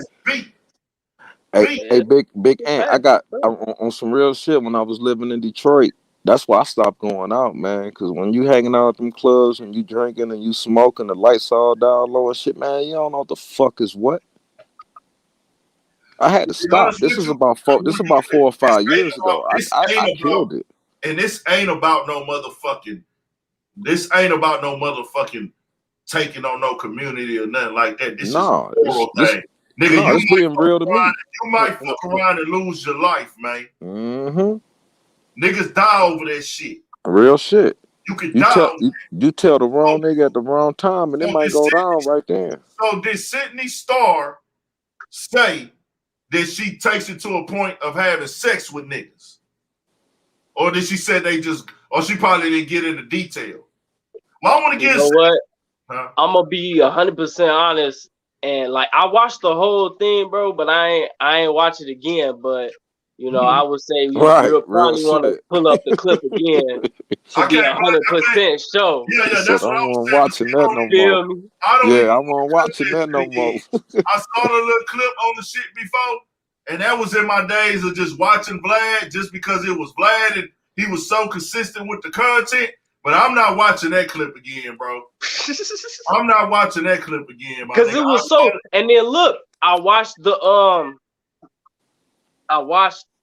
an interview on Breakfast Club. That's what led me to kind of because YouTube threw it at me at that kind of, you know, with the algorithm. Yeah. So it just kind of threw them videos at me, and I just tapped on it, and she just, and I just, it was just too much. You Hey, said the Vlad interview? Yeah. Yeah, I'll be watching Vlad. Yeah. That's what I'm talking about too. That's the only interview I seen it, boy. Hey, my little young nigga, I want you to really understand something, man. Ain't nothing wrong with feeling the way you feel. And just like Big Ant said, it's people's responsibility to let you know how it's all laid out. You know what I mean? But everybody ain't 100. No. Everybody ain't fucking 70. You good if you dealing with somebody 50. For real. So it's not man. It's just certain things, bro. I remember I asked my grandma, nigga. I was like about 7 or 8. I was like, Grandma, how can dudes like dudes with all these beautiful women? And this is what she told me. This is what she said. She said, "Listen, baby, it's some things that you're not of, so you ain't gonna understand it. And if you do get an understanding of it, that means you're of it. Something ain't meant for your understanding. Just move on." Yeah. For sure. That's For true. sure. But I do know is I will tell you I understand if you cross that motherfucking line. It's a I wrap. want you to understand it's gonna be some motherfucking consequences and That's fall back. Sure. Fall back and consequences. It's gonna be some serious consequences, man.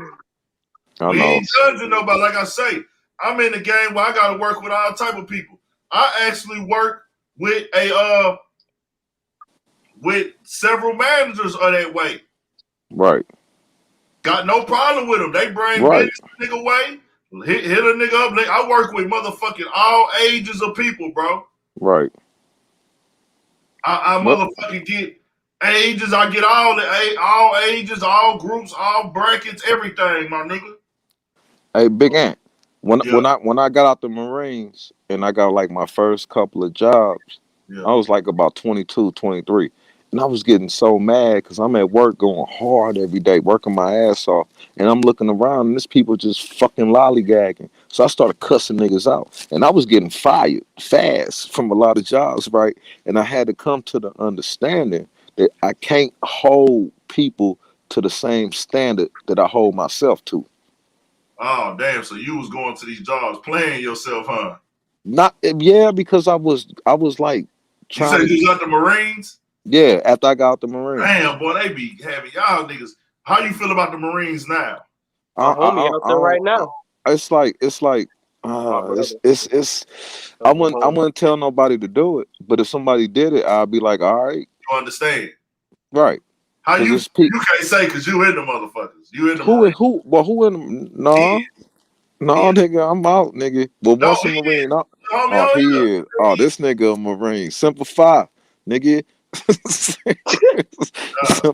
nigga. I don't know if you want to have this conversation, but I will say we ain't gonna downplay dog shit because he on here and he in the Marines. No, I ain't gonna. No, what I'm gonna tell you is, and what I'm gonna tell nigga, don't ever go to no job and work the motherfucking hardest, nigga.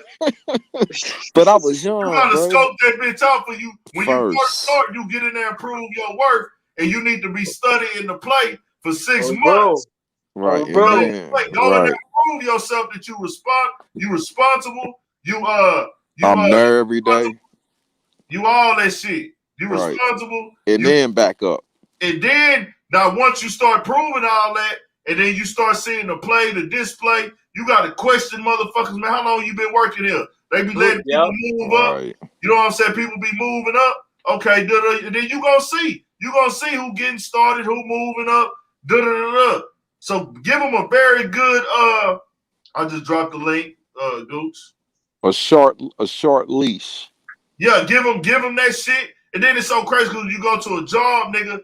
If you go in there and let them like run you out the gate, then you know, okay, bro, y'all trying some fuck shit with me. And if I come in with this type of mentality, then I'm gonna have to leave with this type of mentality. Right. I'm gonna have to stick with this mentality, or they gonna be on my ass. So go in there and do what you gotta do. Show respect. Never ass kiss. Right. Get information. I didn't went to jobs and volunteer too much information. Right. I And can then they give. use it against True. you. I'm That's giving this true. game. I'm giving this game to y'all because I made this mistake. Now I ain't had a job in a minute, but I'm just telling y'all in my past, I didn't went to jobs and volunteered too much information. But Big Ant, you got a job. You doing your job right now. This ain't a job though. But It's a you lifestyle. can. It's It's a different. lifestyle. I feel you, It's big dog. I different. feel you. I feel It's you, big dog. It's a a lifestyle. Man. lifestyle. No, It's a lifestyle. You a Ooh, G. damn it You a up off G, my nigga. You a that. G. lifestyle, my nigga. This is a nigga What's lifestyle. I'm traveling. I'm up. I can wake up. All that type of shit when I want to right now. Mhm. I'm trying to keep this shit going for the life. That's why I call it a lifestyle. This rap Yeah. shit. This how I'm living anyways. I was already going to all the rap. I'm the nigga that go to the rap concert and be in the crowd. That's me. Right. I'm the nigga when niggas was at the Jet Life shows. I was in the crowd. Jet Life, nigga.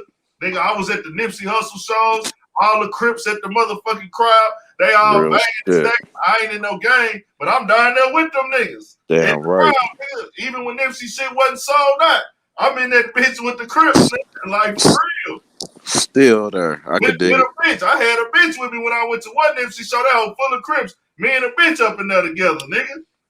We right there. I'm nigga with them. I got a bitch in that hoe with me, fucking with this nigga Nip. You know what I'm saying? All the way. No, nigga, real talk. Before all the chains got to the level they is now, I still got my other Jesus piece. I'm rocking 2 Jesus pieces, nigga. I'm in the crowd, all my jewelry on, watch on, pinky ring, nigga, rapping this shit. Blue laces, shell cases, nigga. I'm in this though. Nigga, I'm at Don Kennedy shows too, nigga. We was in Right. BP was at that bitch with me. No, BP ain't go to Don. I don't know if he went to Don Kennedy show with me. I can't remember. BP didn't hit some concerts with me. Currency shows, nigga. Smokers Club tour, all that type shit. Nigga, I done went to South by Southwest. Before it got popping, I'm out there with my jewelry on. Nigga, I Right. seen a thug perform when niggas didn't even know that nigga music, bro. Flatline. Facts, nigga. I was there, so I'm telling you, hip hop, this rap shit really a lifestyle for me. I don't just sit in this motherfucking room and talk.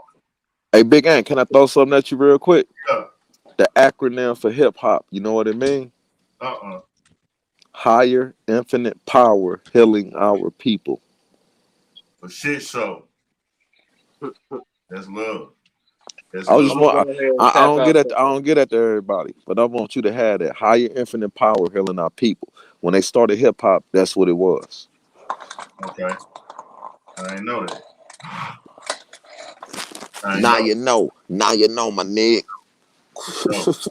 And you could break other people down that think they know, and they be like, "Damn, real shit, man. Hip hop is everything to me, man. Too Short, Ice Cube, I'm putting that out there they to my raised me. They raised me, I'm my putting nigga. it. Oh, you don't care if I put that out to my Insta? I ain't got that many Instagram. No, hell no, my nigga.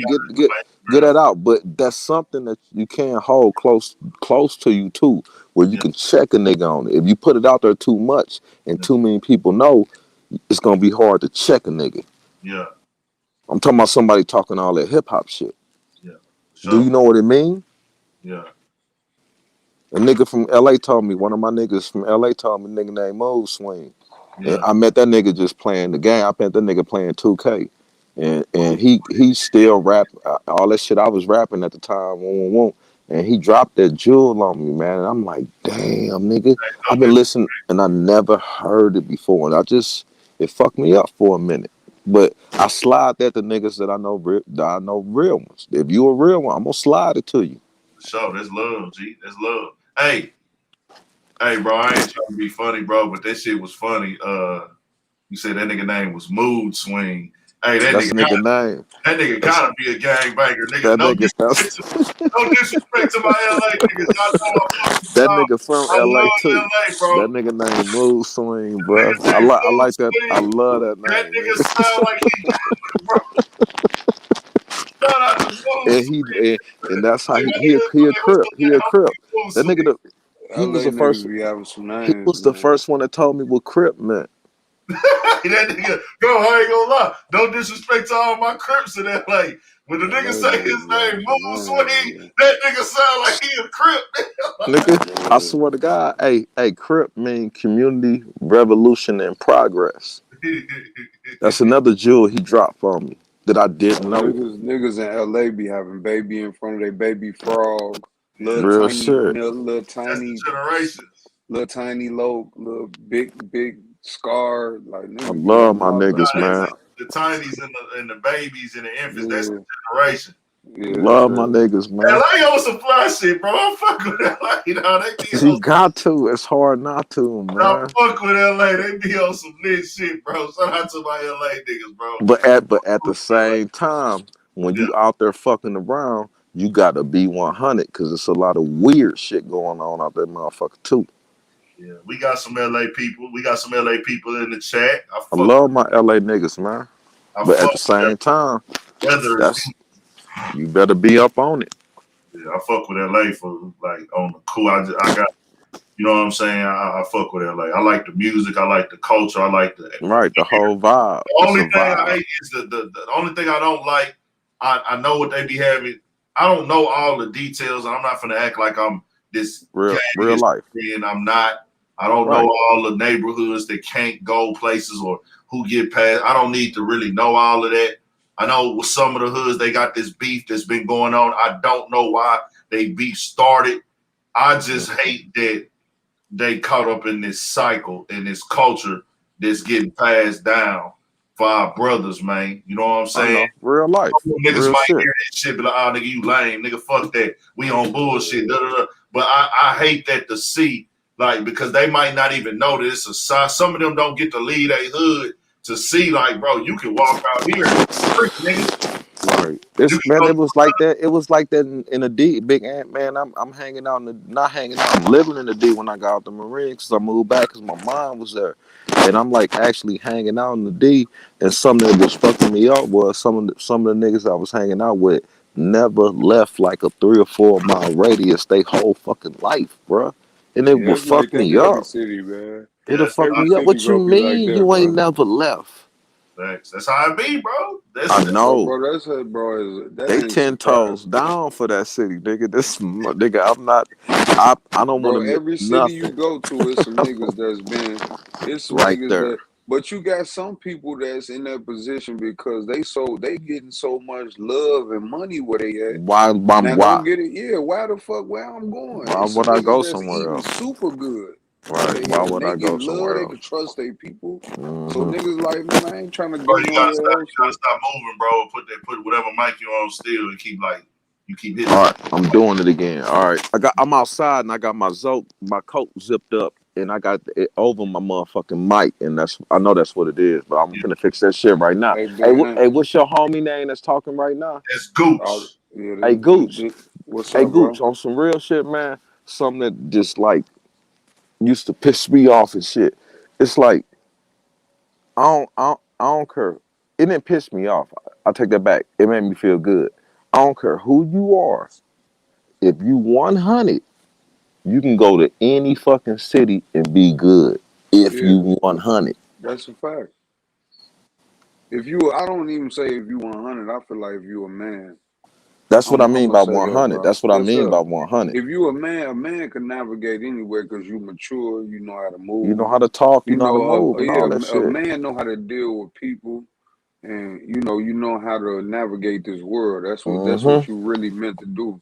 You really, when you reach your full potential, bro, I feel like you look at the world from a bird's eye view, Real and life. you can navigate that shit. You know what I'm saying? So It's some anywhere I've ever been, any city I've been to, it's only 2 major cities I ain't been to in America.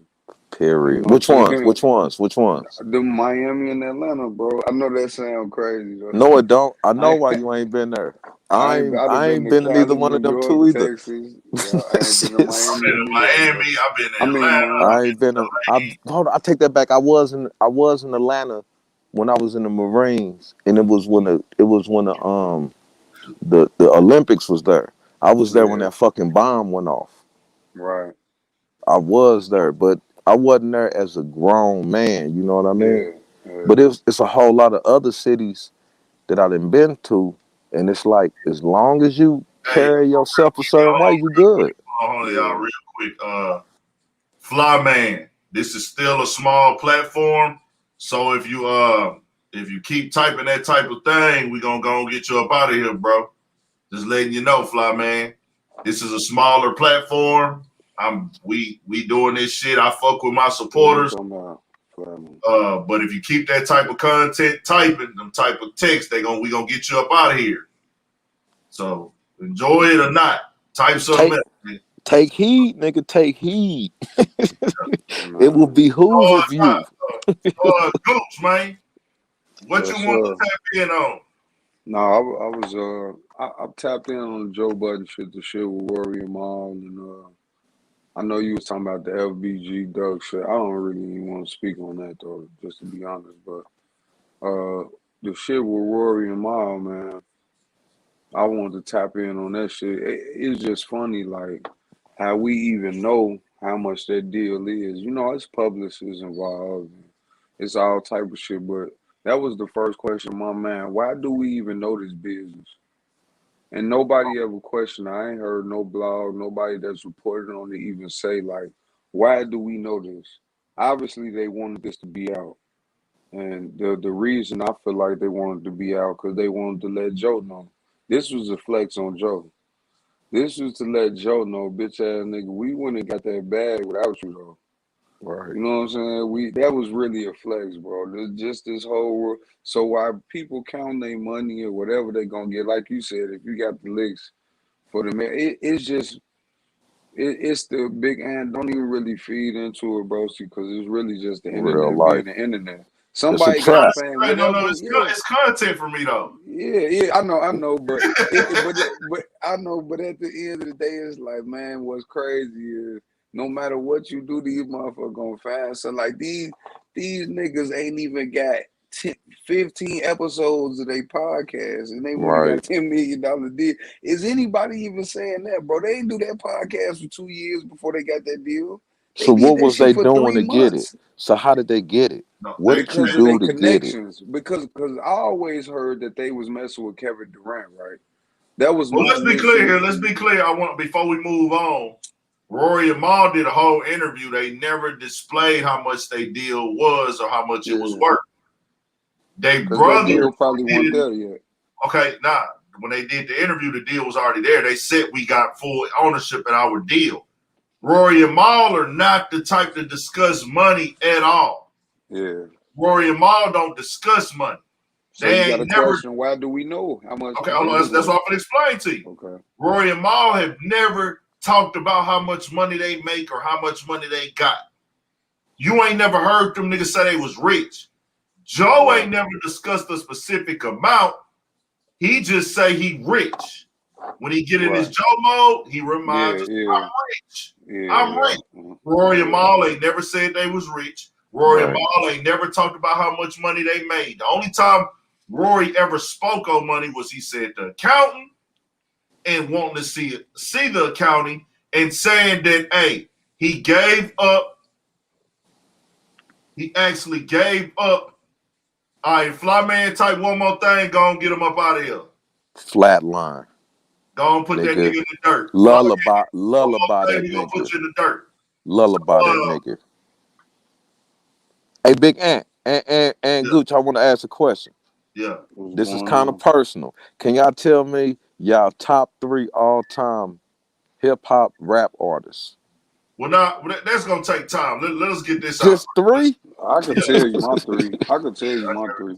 To be honest with you, I probably could tell you my 3 off top. I think it'd be Tupac, Spice One, and I'm a battle between probably Wayne and Jay for my 3rd. For your 3rd, that's I'm cool. Probably battle between Wayne and Jay, but I know Spice One is in my top 3 though. Just me personally. Be honest, it's been pop. That's 100. You can't argue with that. You can't argue with that. I'm a Spice One. I'm a Spice One stand, bro. Spice One. Hey, I got a little brother Spice that One do a love that show nigga. right now, nigga. Anywhere near me, I'm there. Flatline. That's how important that nigga was. My favorite song by him was the one where he stuttered the whole song. Oh, you talking about? I'm capping up in this face with the nine. The You nine. never would have thought I'd be getting man. That's that. Yeah, that's one of my Damn, man. favorites. That's one of my Money favorite. gone. That's Yeah, that's money one of my. gone. Yeah, that's one That's of my money gone. favorites. That's one of my That favorites. yes, sir. That's money gone, man. Name that song, Money Gone, my brother. Yes, sir. So, Hold on, let Big Ant get off what he was getting off, and then we'll finish it. But he was finna say something that was serious. Okay, yeah. What I was telling him was the reason why we know the amount was because Biggs tweeted it. Biggs is Maul's older brother. right. Rory only spoke on money in about 4 times in this situation. He spoke about it when they did their interview. Responded, never gave a specific amount, and then he said he offered his Patreon check to the workers. When Joe gave him the check, he said, "Hey man, let me go. Let me give this check to the workers because they kind of been complaining like they tired and shit, and they feeling overworked." That's what Rory said. That's the only time Rory spoke on money. So I say that to say this: they wouldn't have exposed their deal. They want to keep that shit private because I know what they own. They own some type of shit. We gonna stay low key. We don't want to put ourselves in that shit because when people know how much money you got, that's when they start sizing you up. That's the conversation. Their deal shouldn't have came out then. If they felt like that, the details of that deal didn't have to come out. They didn't give no details. So who gave the details that it was a $10 million deal? Biggs, his older brother. He tweeted, and he really said this. He put up a picture of them and said, "This is what a fresh $10 million look like." Right, okay. That's what he said. So that was a flex, though. You know, you got to know that was a subliminal big. Of course it's a flex. Why wouldn't you flex? Yeah. But you know who that was a flex to, though? Of course. Why wouldn't it be a flex to him? Yeah. He told them niggas they was overpaid. Yeah, we got to it without you, fam. We probably got to it more than you do. More than you getting. But let's be clear here. You can't say it. I don't give a fuck if you like it or not. You want to break. If you can find out whatever a nigga make, but if a nigga get $10 million, he lit, nigga. Yeah. I don't give a fuck who you is, nigga. If you make $20 million, you in a $20 million deal. Yeah. You can't tell nigga you ain't lit, nigga. You got a $10 million deal. What, nigga? Right. And motherfuckers saying like, well, you don't know how much time that contract. It don't matter if it's 5 years. If they like a fucking athlete, it's athletes that don't have $10 million deals for fucking 5 years. Exactly. Niggas in the NFL, the sport that you love to go watch, these making 300, making 400,000 a year, nigga. Exactly. In their first contracts. And they ain't got to go. Russell Westbrook wasn't making $500,000 a year when he first started. Not Westbrook. Russell Wilson. Right. Russell Wilson wasn't making $500,000 a year when he started in the league, bro. Right. These is facts. Not a debate. So all that slicing and breaking down the business and they gotta pay this on taxes and then they gotta pay this much on this, man. Shut the hell up, bro. Like you niggas don't understand who be in these comments. The average American is not clearing $100,000 a year. I'm not talking about household. I'm talking about individually. Individually, right. Right. This is not up for debate. This is not to disrespect or downplay anybody. Niggas is not clearing that per year. I just want that to be understood. Right. Under motherfucking stood. Well, bro, it's just, that shit is, but that's why I feel like in these days we living in, everything is kind of put out in the front and in the open, so it leads people to criticism. You know what I'm saying? When you keep shit kind of, it's a lot of people out here that move real low key with their shit, and you don't even, they just give you what they give you, and they get the fuck on. They don't be on the internet.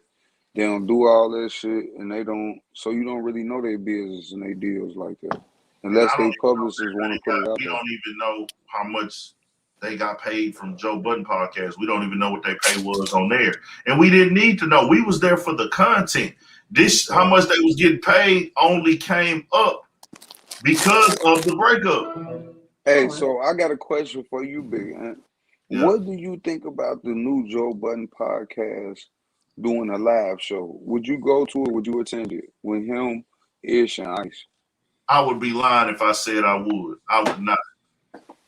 With him, Ish, and Ice, are you going to a live show? You ain't fucking. I'm not going. You're not going, but you would go with him, Rory, and Mom. If they would have came back, if they would have still been together, and a nigga didn't know about all the details that came out and all that other shit, I would gladly be there. Yeah, I went to the one with him, Rory, and Mal in LA. I didn't get to go. I missed it. I wanted to go, and then I had a lot of shit going on It at was that dope time. as fuck, though. That bitch was lit, man. That motherfucker like a concert. And I ain't gonna lie, it was a lot of motherfuckers from Houston that went to that motherfucker too. That I was shocked. People that went there, I seen it on people's Instagram stories. I was like, damn, I didn't even know y'all fuck with this shit.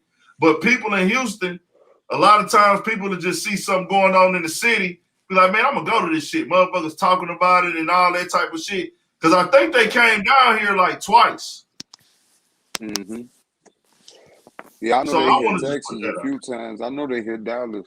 I don't know about Houston, but yeah, they hit Dallas a few times. Shit. Yeah. Oh, Paul was going to Dallas doing his own little thing. Yeah, doing his they got a love for Texas, man. For some reason, bro, they got a motherfucking they got a bond with Texas, man. A lot of people got heavy markets out here. A lot of people.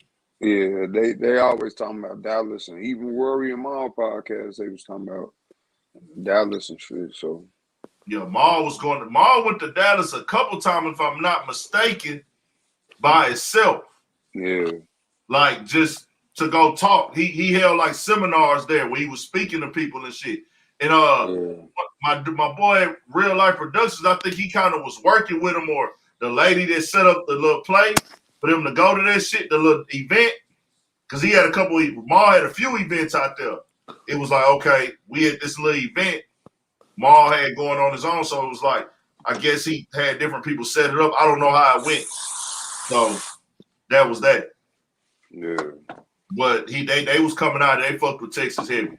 And when they came out here, them niggas was like going to turkey leg hunting shit. They was in the streets kicking. They was in the streets kicking it. Like they was fucking around. Yeah.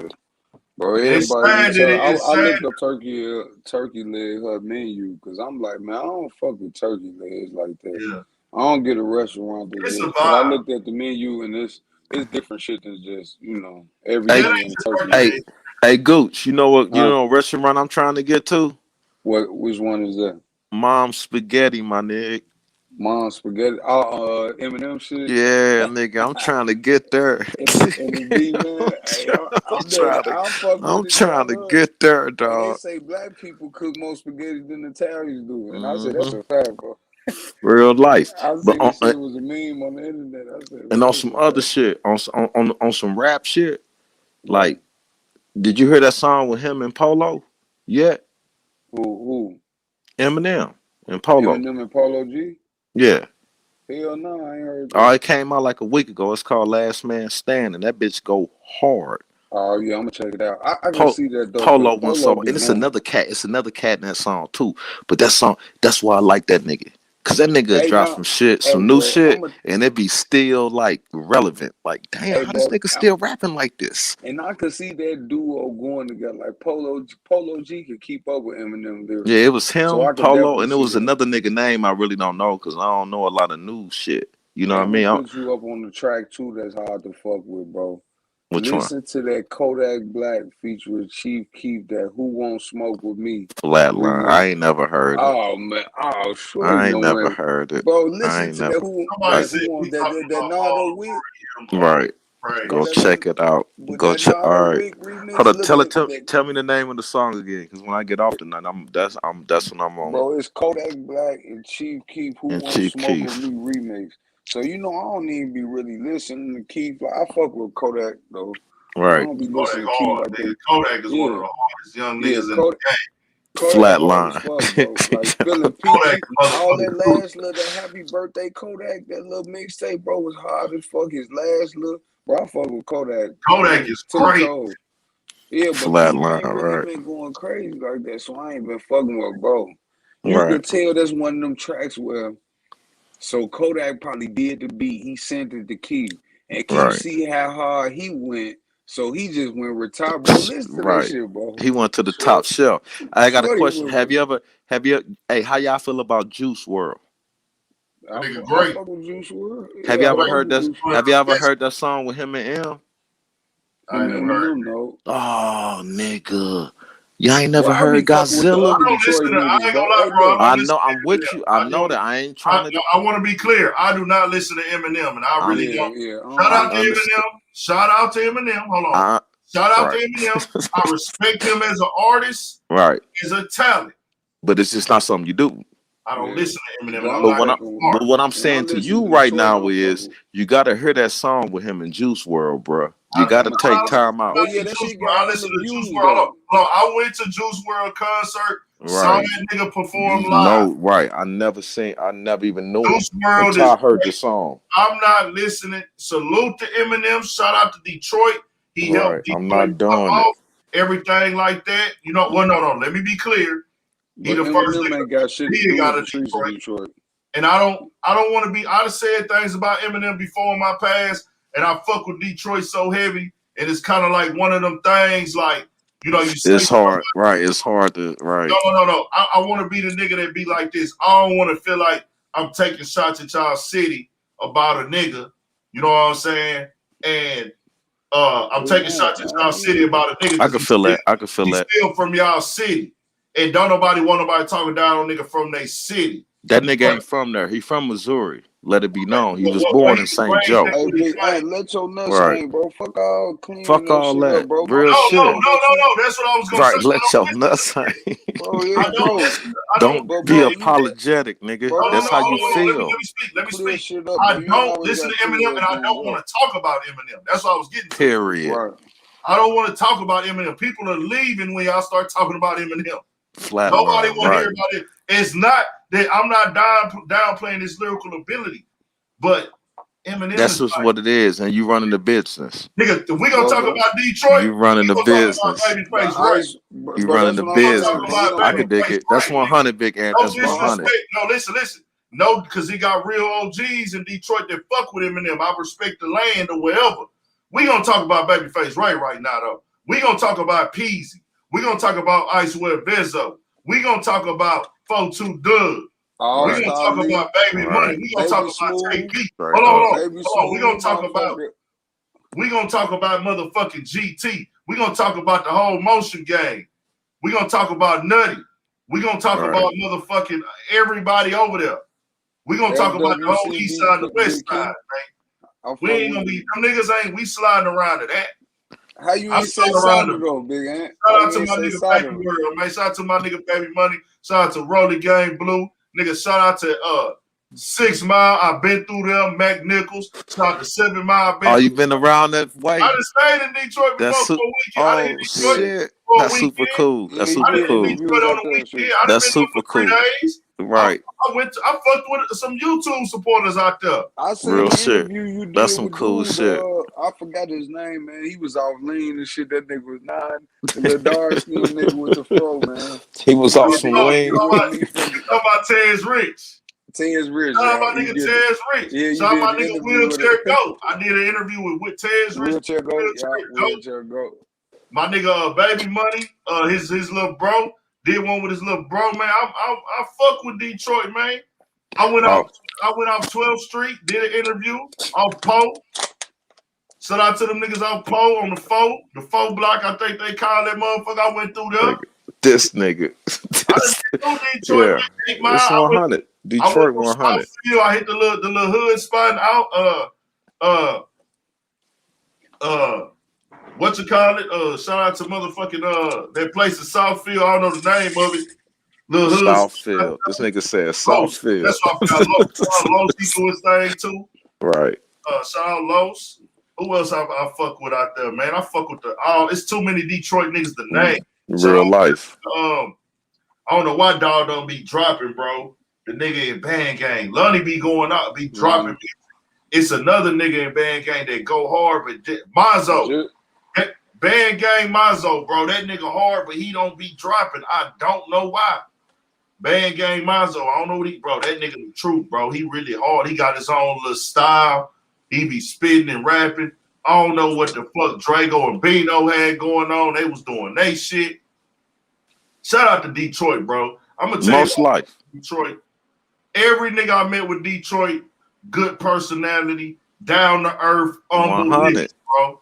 100. Like every nigga I met, I'm talking about street niggas. Even when I'm going to the spots, these niggas, older uncles, big homies, cousins, they in that bitch, they hood niggas. Living life, just living life. Them niggas to the they on YouTube, man.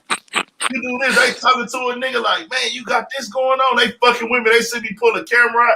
Bro, I fuck with them Detroit niggas, bro. Them niggas is them some real ass Detroit niggas, like man. a mini Atlanta, bro. Detroit Them some real ass niggas. Nah, I say H-Town like the biggest. They different from Atlanta. Yeah, you know a lot of them niggas in Atlanta super spicy, nigga. But name another city that got as many artists. If you really look at it, bro, let's just be honest, bro. Detroit got about 12 artists that's doing those millions of views, bro. Shit, more than that. A lot of artists. More than that. If you were more than that, they might got 15, 20 artists, bro. Other than Atlanta, what other city is doing that? Chicago ain't doing it. Cali ain't doing it. What other LA ain't doing it? What other city is really You gotta think though. See, the thing with Detroit, they have their own industry. 100% with the YouTube platforms, the blogs, your hip hop. You got Hip Hop Lab, which is a blog out there. And then you got it's incredible what they're doing because I'm from Hip Hop Lab, a blog. Then you got For Show Magazine. Shout out to Coach Joey. Coach Joey, that nigga do mute, bro. Coach Joey is a fucking legend, bro. Y'all need to get up on Coach Joey. Joseph McFashion. That nigga's great. That nigga is a legend. I actually hit that nigga for an interview, but I couldn't get it. I got to get my Instagram numbers up. Not that because he was actually out of town. He didn't say no or nothing like that. He just wasn't around. Yeah, he wasn't around. He said yeah, but he went to Miami. I got to get my shit lit up and popping because I need to be talking to these niggas. It's a lot of niggas I didn't hit before they done got to the big spots and the big name that I've been trying to work with. And they still remember you. And they gonna remember you. They either responded or couldn't do it, or whatever. But I ain't gonna lie, if my shit was more popping, then that's on me. If my shit was more popping, nigga would be like, oh, we gonna make that happen. Hey, I'm gonna stay in contact with you. Let me follow you back. But Big Ant, let me say this real quick, bro. Whether your shit popping or not, you a real nigga, and I'm gonna fuck you with you regardless, nigga. Yeah, I'm saying I got support. I ain't knocking the support. I'm talking about for me to. But no, I'm just talking about me. I'm just talking about me. It's all love. It's all love. I appreciate it, man. I appreciate the support. I'm just giving y'all how the game go. Right. And for rappers, this some game for rappers or anything you trying to do in life. Create a demand for your shit. You gotta put your whatever you trying to do in life. Create and work until if your shit becomes a demand. I don't give a fuck if you selling clothes, shoes, cars, you doing houses, you doing anything, hair, whatever. Nails, barber. Create a demand. That's how you get popping. When your shit is on demand, you undeniable. Sometimes it ain't the fact that niggas is sleeping on you or niggas just don't want to fuck with you or it's personal. They just don't know you. It take time out your day. A nigga gotta take time out his day to fuck with you. Right. You know what I'm saying? You gotta think for a nigga to do an interview, that's an hour out of his day. Then you gotta think for you to do an interview with a nigga, he finna ask you personal questions sometime.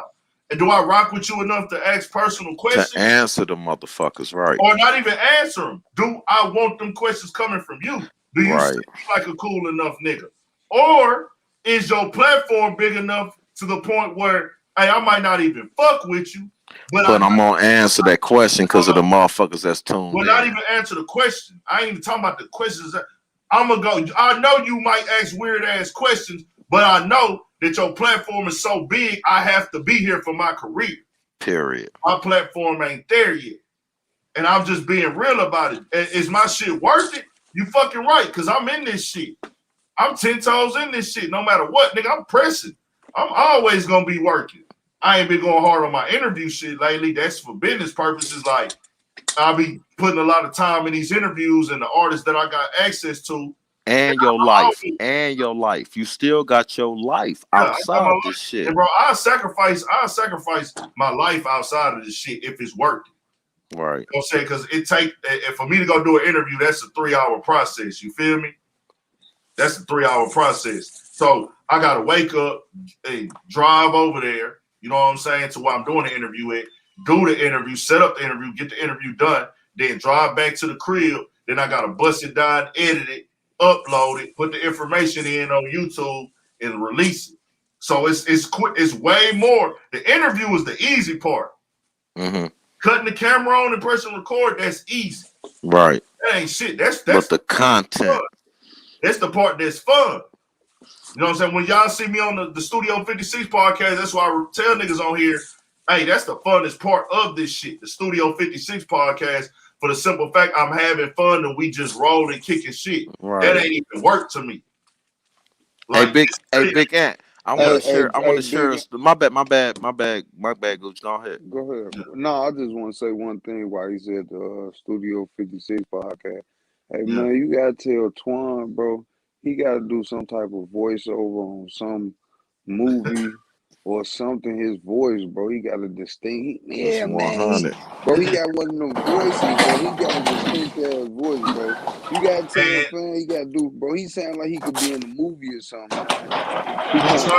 We trying to get Twan rolling. Y'all go subscribe to the Studio 56 podcast on YouTube.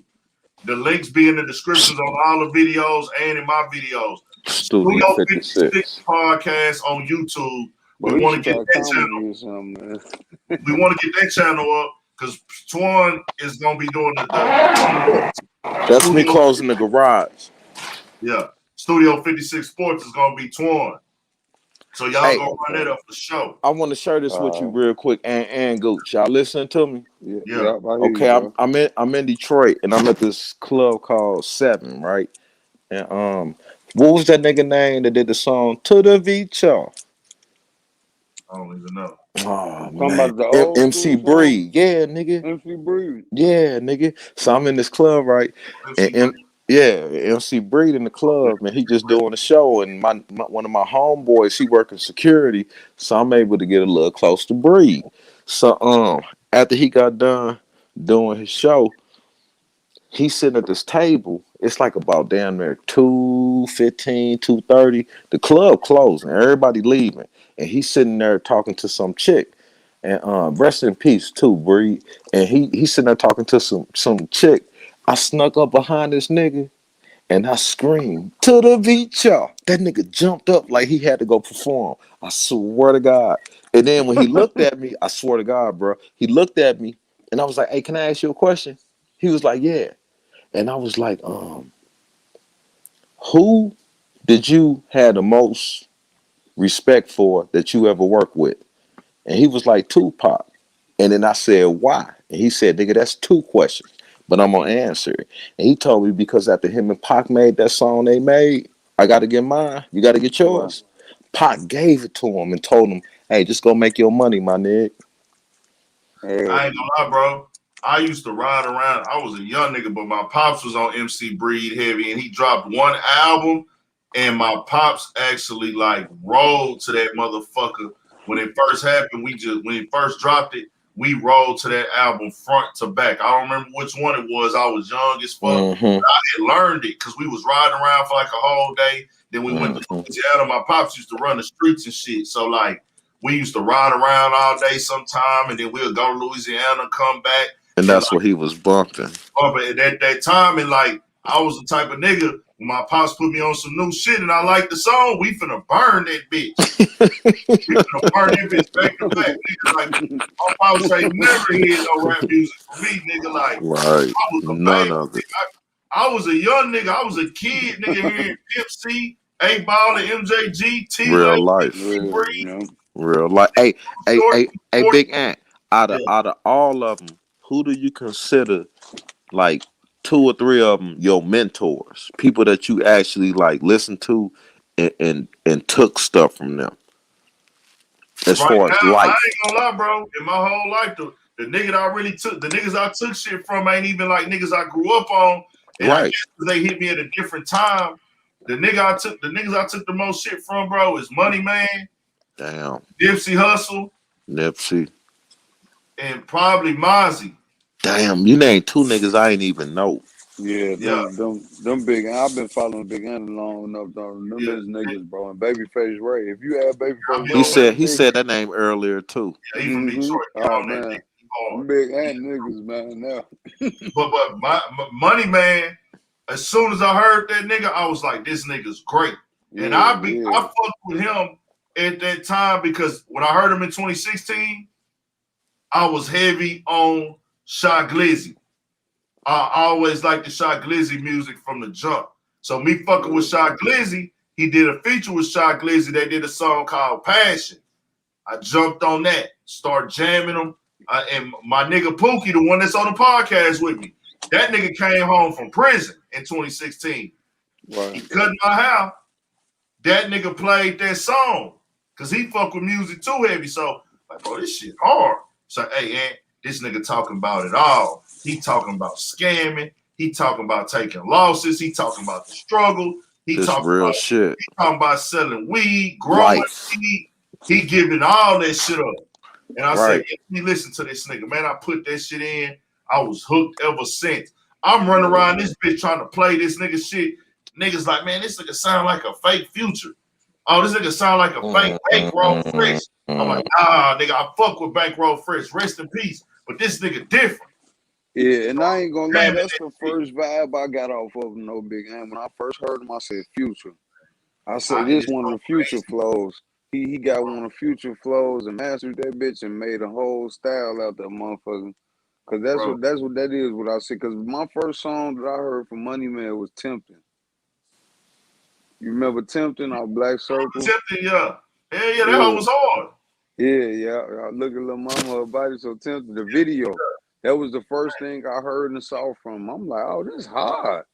Then that's when I got to fucking with him. I'm like, oh yeah, I fucking with dude, cause it's just like every bar, bro. He don't waste the bar.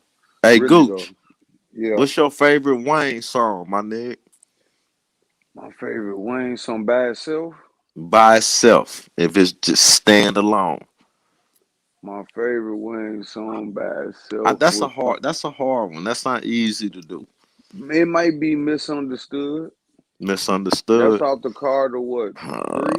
2? I think that's 3. Yeah, 3. Yeah. That's 3. It may be Misunderstood, but I got a few Wayne songs, man. But I know you got to. It Birdman Jr. That one was cool. 1. Right. I got it's a few of them, but I say though, if I gotta go overall, it's gonna be Misunderstood though.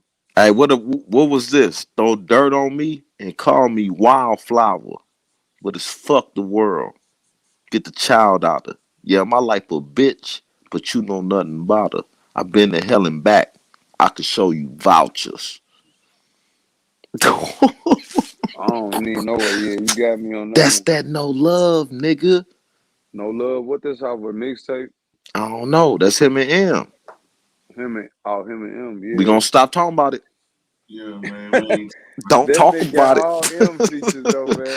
Hey, this nigga signed to M. Hey, Big M, he signed to M, man. Don't talk about it. I just don't do that. I'm just saying, man. Cut that out. Nah, but that No Love was that, and that dropped the world on your fucking head, man. Hey, that Fireman. Remember Fireman? Fireman, yeah, I remember Fireman. Yeah, Fireman's coming. That wasn't that real Wayne. No. I mean, it was cool though, but it did what it did. That was more commercial. You saying it was more commercial? It was single, more, but that wasn't that. Yeah. I like Wayne, the Jewels, that hot shit. Right. I feel like Money Man is more lyrical than a lot of niggas though, bro. That's just what it is. Money Man getting niggas. He be talking that shit, bro. Like. He got a vibe to his shit. He got a real vibe. And them real niggas like that, they don't promote niggas like that. The ones that's really lyrical, but see, you don't. It ain't even that with him.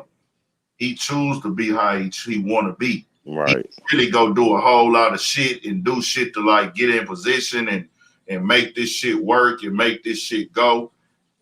It make it turn up more, but he just kind of on some shit like, man, I'm gonna move like this. Like I don't want to be up in that.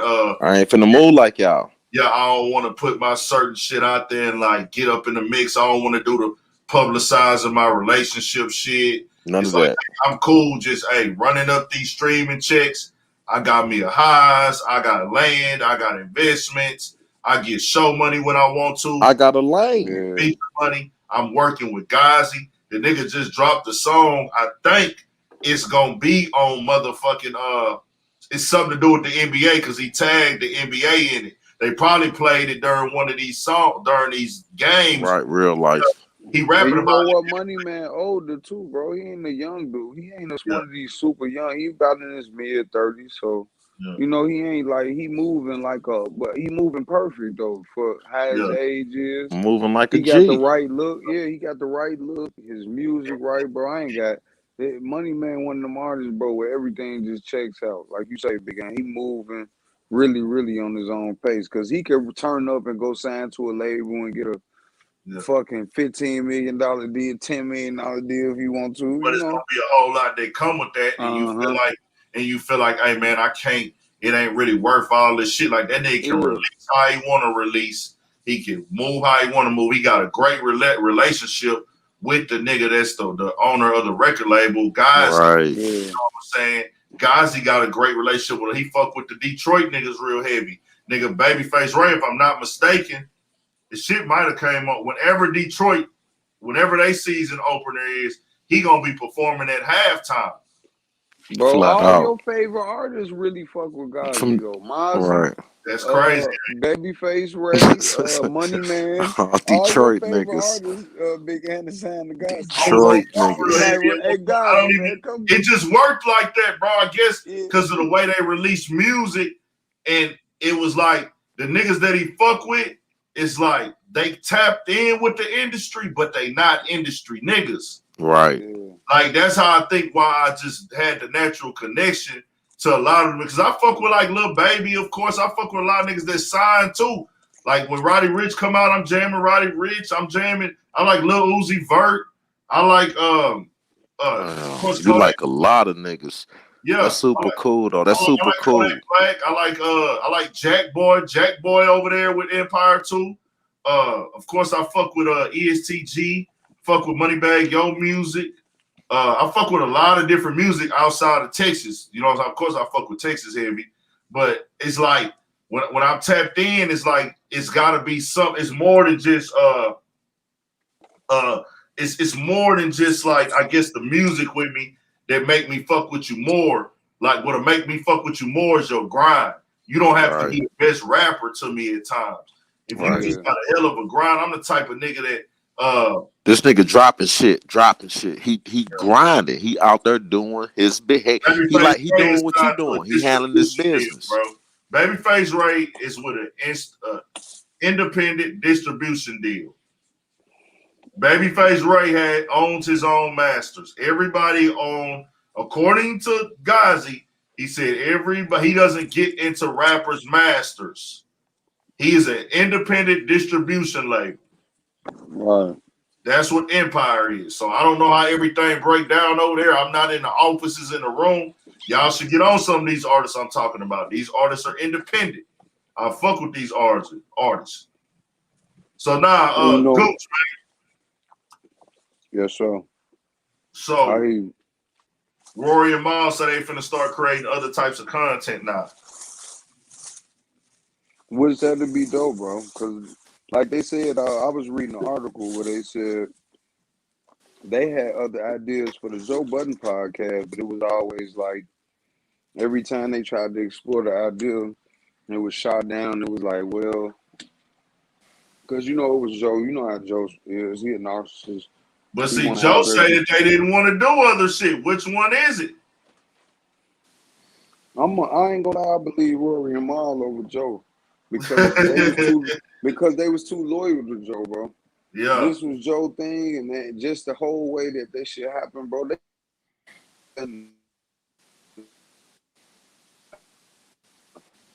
Say what?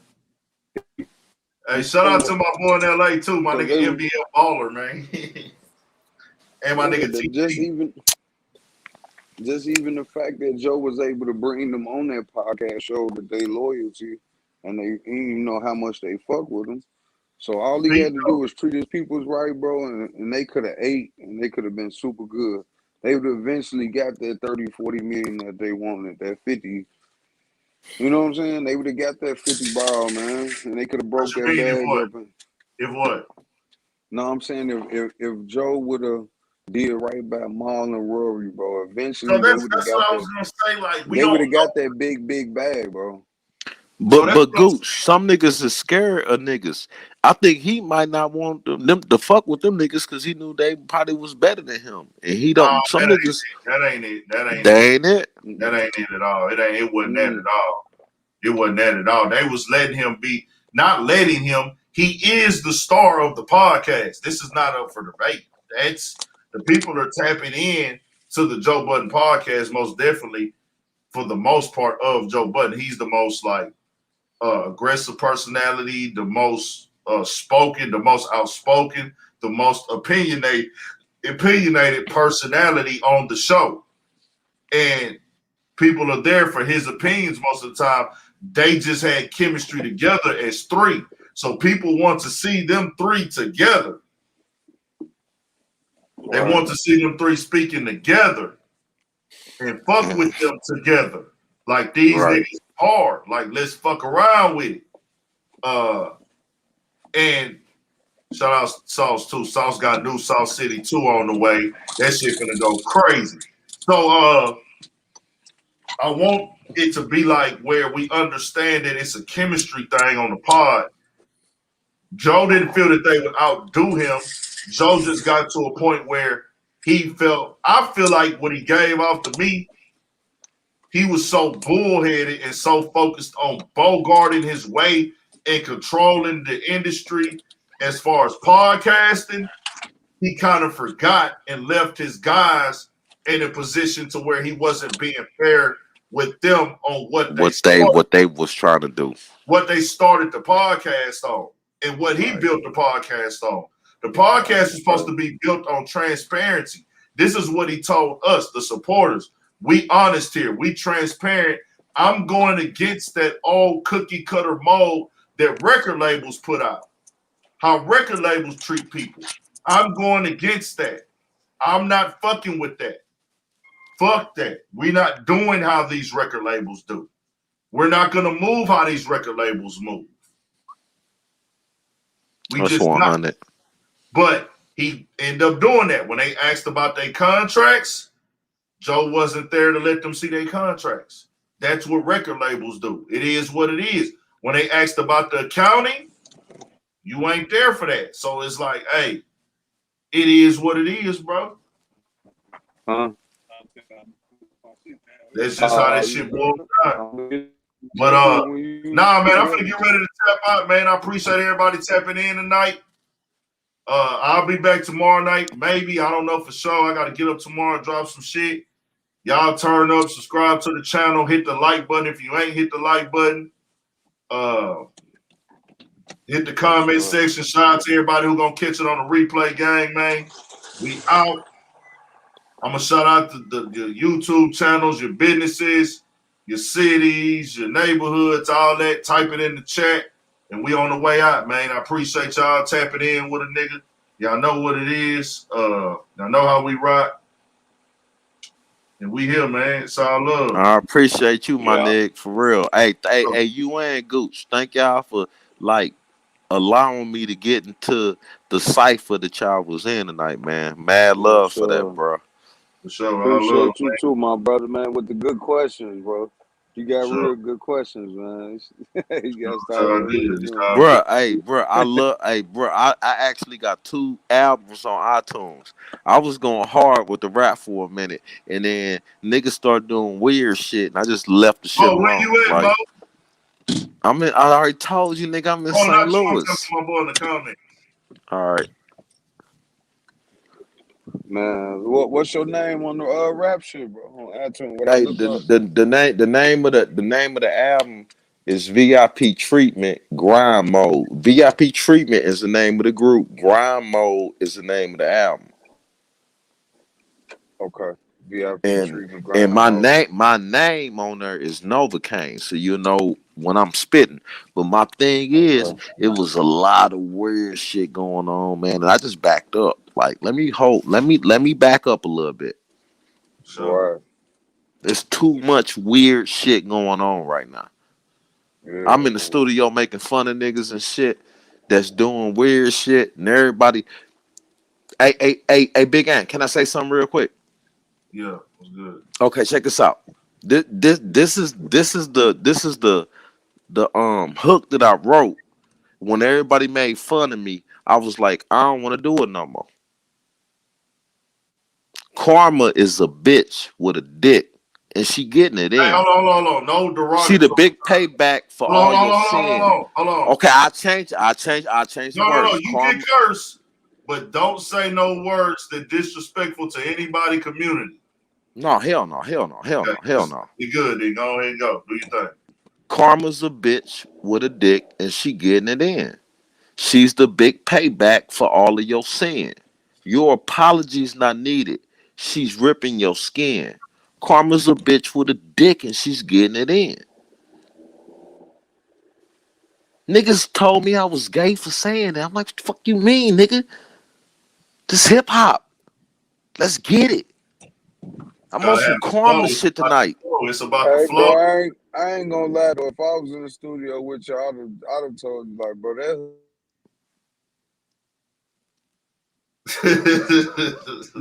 I know. I wanted to do that. I was trying to ruffle feathers. That it makes sense. It's just too. It's a lot. It's too much vulgar word. It's too much dick. I know. That's why I did it. Bro, okay, what about a stick? Karma's a stick. Nah. No, bro. No, that ain't Karma's it, a bitch with a stick. That ain't it. I know, bro. They was mad. Bro. Everybody got mad at me. It's flat. He said it's flat. They was mad at me that night. They was mad as hell at me that night. You gotta be fly with this shit. You gotta be smooth with this shit. You gotta say some player shit, some get money shit, some motivation. Speak some facts. Bro, you ain't gonna get no views on that shit, bro. Okay, flat line. That shit, bro. Flat line. You gotta say it like this, man. You gotta put it on this type of time, nigga. I'm listening. Karma come and get a nigga back, man. Sorry for the shit I did, but I was trying to live like shit like that. I could dig it. You had to come at a different angle. Yeah, man, you gotta come playing with that shit, bro. A different angle. But yeah, we gotta come with.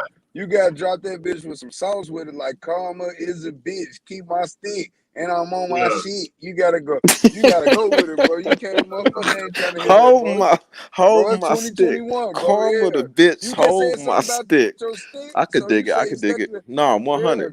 Karma is a bitch, like a bitch. I'm finna play on that shit. I'm finna play that new Money Man, man. Flatline. Play that bitch. Right, play that bitch. 100, bro. 100. You too. Hey, you too, Gooch. For real, man. Thank you, nigga. Yes, Thank both of y'all niggas. Yes, sir. Bro. It's supposed to be a slow. Let me make sure this whole slow down version first. They cut this bitch. I'm going to White Castle, man. We're doing shout outs right now. Anybody want a shout out? Count to 30, watching ESPN, yeah, it's game time. Shot like Curry, I just hit 2 Arsenal with the same line, the way that me and... Hey, I'm doing shout outs for everybody in the chat right now, man. I appreciate y'all. Type what you want, nigga. Shout out your city, your hood star right now, your business, your LLC, your rap music, your rap song. I'm finna shout it out right now for the replay game.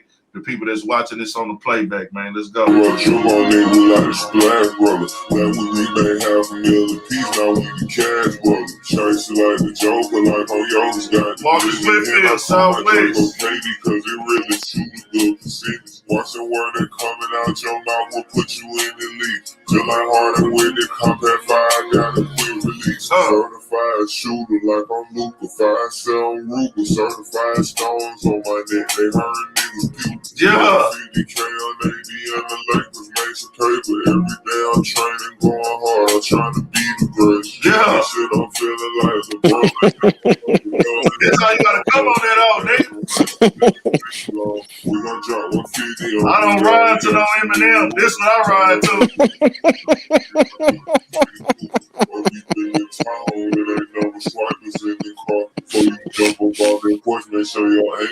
And you Hold on, that nigga stupid. say, hold on. Stupid. He say that we riding around in the Tahoe, 4 swipers in the car. He say, nigga, before you jump off the porch, make sure your aim is up the park. Hold on.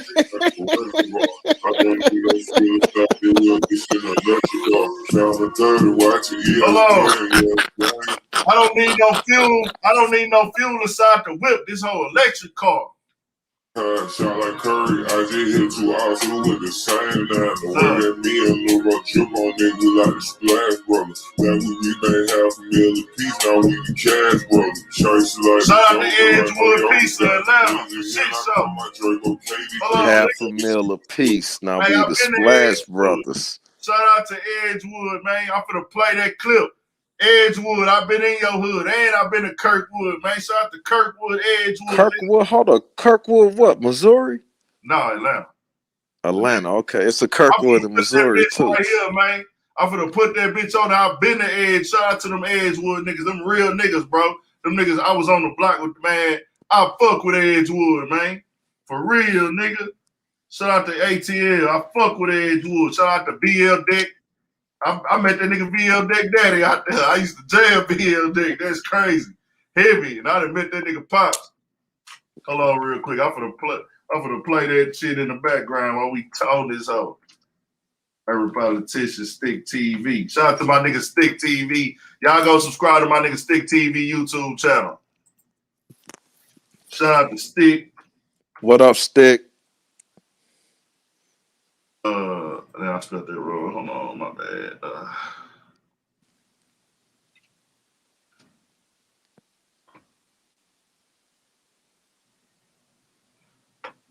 Hold on, what the fuck is Stick?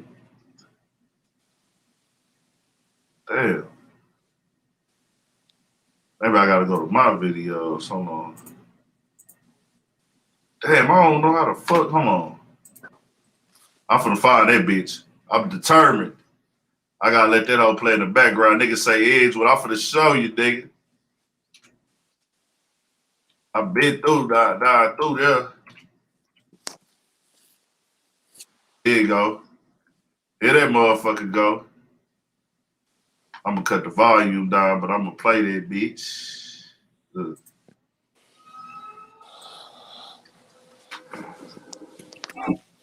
Hold on real quick. Damn, how I go to the actual video? Go back. Hold on, my bad, y'all. No, you 100, my Hold on, nigga. man. Did I, hold on. Fuck, how I get to the motherfucker? Hold on. I gotta type that bitch in. Stick TV Edgewood, okay. Stick TV Edgewood 06. Stick TV. Hold on. My nigga Chris, man. Shout out to my nigga Young Boss, man. Young Foe. He the one put me on this shit. He put me on Stick current channel and shit. That's why I hit Stick up when I went to Atlanta. Damn, hold on. Fuck. Duck.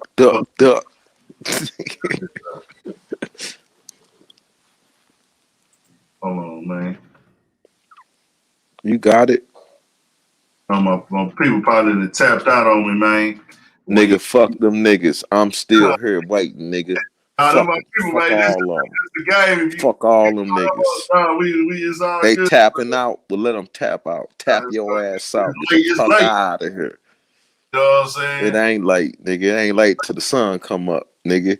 Sun's still down, nigga. Still nighttime, nigga. That's when our horns come out, nigga. Stop playing with us. Hold on. Here you go. We right there. Shout out my boy Stick, man. Hold on, they finna put some ads on this bitch. Let me skip these ads. Shout out to Stick. Edgewood, I hope you still in this motherfucker, man. My Edgewood niggas, hold on. Shout out to Edgewood. We still got some people in this motherfucker. Shock Diesel, what's good? Chrome Tab. This right here at the Red Store, man. Shout out to my Edgewood niggas, man. Play some of this motherfucking Money Man shit one more time. Taking y'all down through there on what I've been listening to. Shout out to Edgewood, Red Store, nigga.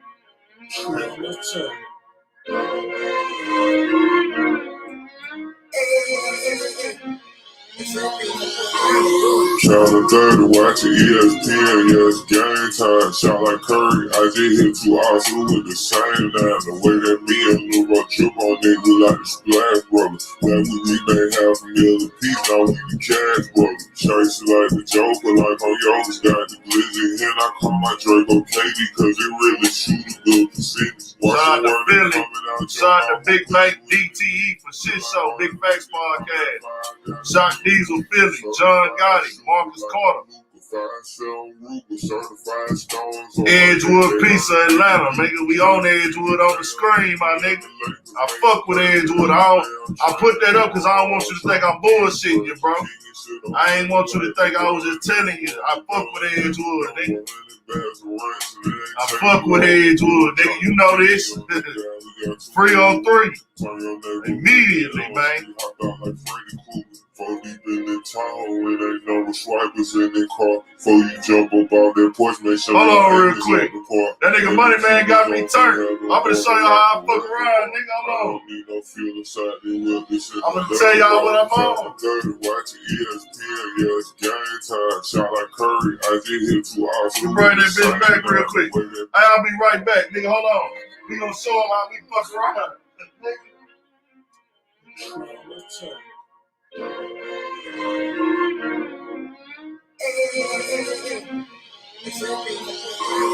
Shout out 30, watching ESPN, yes, game time. Shout like Curry, I just hit 2 Arsenal with the same line. The way that me and Lil Rock trip on nigga like the Splash Brothers. That we made half a million piece, now we the Cash Brothers. Chase like the Joker, like on Yoga's got the glizzy. And I call my Draco Katie, cause it really shoot a good percentage. Watch the word that coming out your mouth will put you in the league. Till I harden with the Compact 5, got a quick release. Certified shooter like I'm Luka, 5-7 Ruger. Certified stones on my neck, they hurt niggas pupils. Steady 50K on AD and the Lakers, made some paper. Every day I'm training, going hard, I'm trying to be the great. King and shit, I'm feeling like LeBron, ain't no one but done. Had the number, 100 bags of rents, and it ain't take me long. We gon' drop 150 on them guys, we got too many hoopers. Turn your nigga on the street, hop out for my niggas.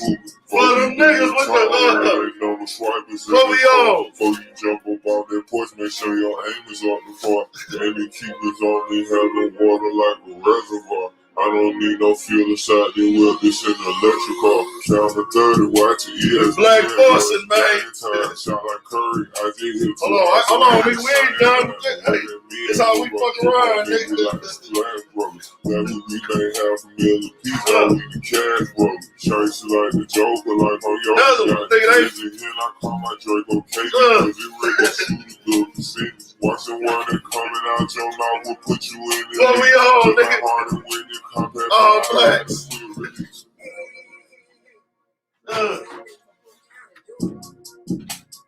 That's the tire, man.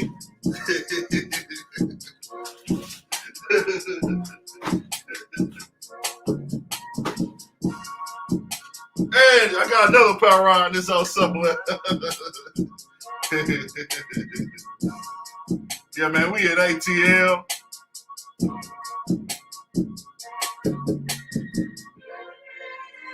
Bro, I gotta get that nigga. Hold on. This is keep popping up on my shit.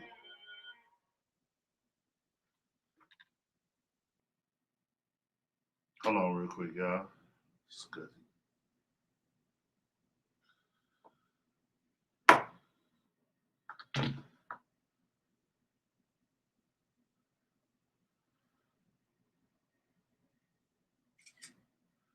All right. Anybody else want shout outs before I get up out this motherfucker?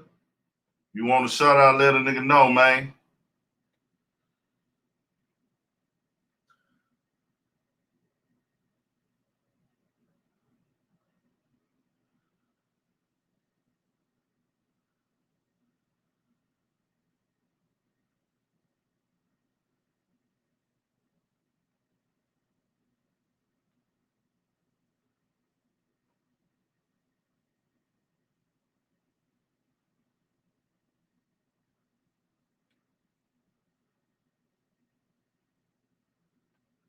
Nah, fucks with y'all, man. My nigga say black force activity. Shout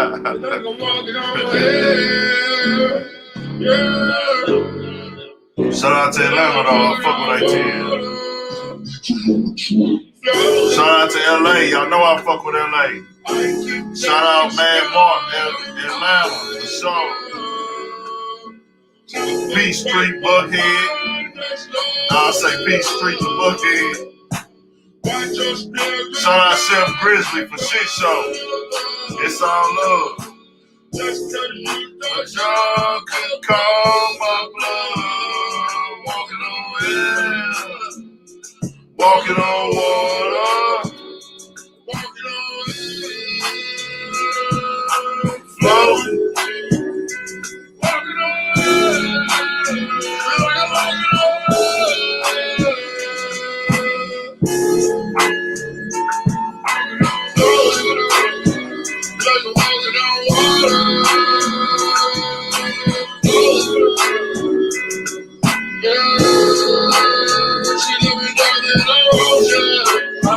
Side of the ocean.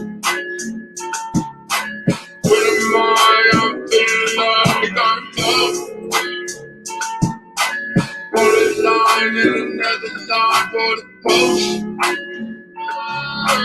Put the juice in a limit line, now I'm through. Every time I touch side of the ocean. Every time I feel like I'm something.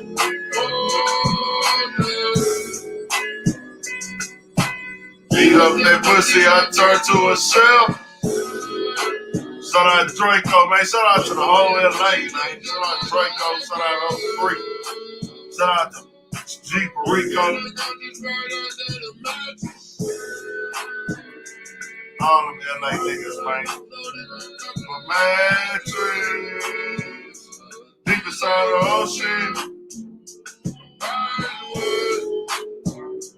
Ride the wave.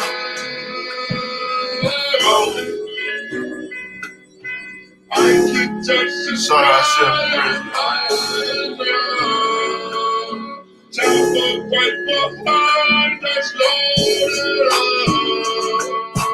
Watch your spirit rise in front of us. Just cause you thought y'all could call my blood. Walking on air, walking on water, walking on air. Shit, so free Rio the young OG, man. Free Rio the young OG, shout out to Flick.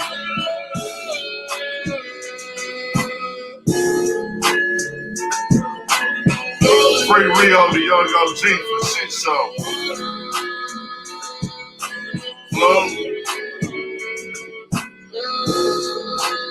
She let me dive in her ocean. My fucking baby mamas, that ain't beef, nigga. Where I'm from, we keep the drama in the streets, nigga. Yeah, you know I got the chopper in the seat, nigga. Shout out Dom Kennedy for sure. Came with a bean, nigga. The gang got 100 in this thing, nigga. We'll put your ass to sleep, nigga. No doors on the Jeep, nigga. I can touch the sky, I'm high enough. Chopper right behind us, loaded up.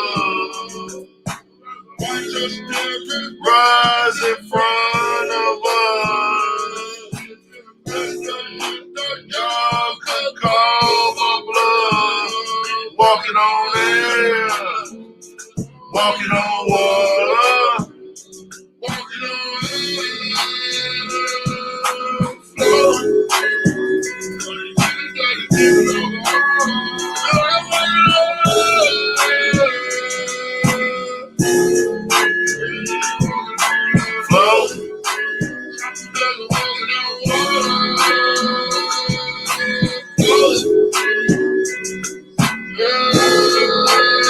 Free Big Meats, man.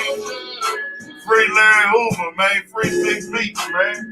Big Meats should have been home, man. Big Meats supposed to be here on the red carpet with his motherfucking son, man. Free Big Meats immediately, nigga. fuck they talking about, man. Shout out to BMF. Free Icy Shiesty, man. Free Pooh Shiesty. So Icy Shiesty, man. Free Young Boy, man. Free NBA Young Boy, man. Free Fredo Bang, man. Free Fredo Bang, nigga. Free Young Boy, nigga. Free So Icy Shiesty, nigga. Free motherfucking 03, nigga. Free Rollo, nigga. Free Rollo, nigga. Yeah, nigga. Free Rollo, man. I'm out, though. I appreciate y'all tapping in. Y'all stay up. If you ain't subscribed to this channel, subscribe to the channel. Urban Politicians TV, man. New content dropping consistently. We doing all type of shit coming, man. 1,000. Stay on your period for shit show.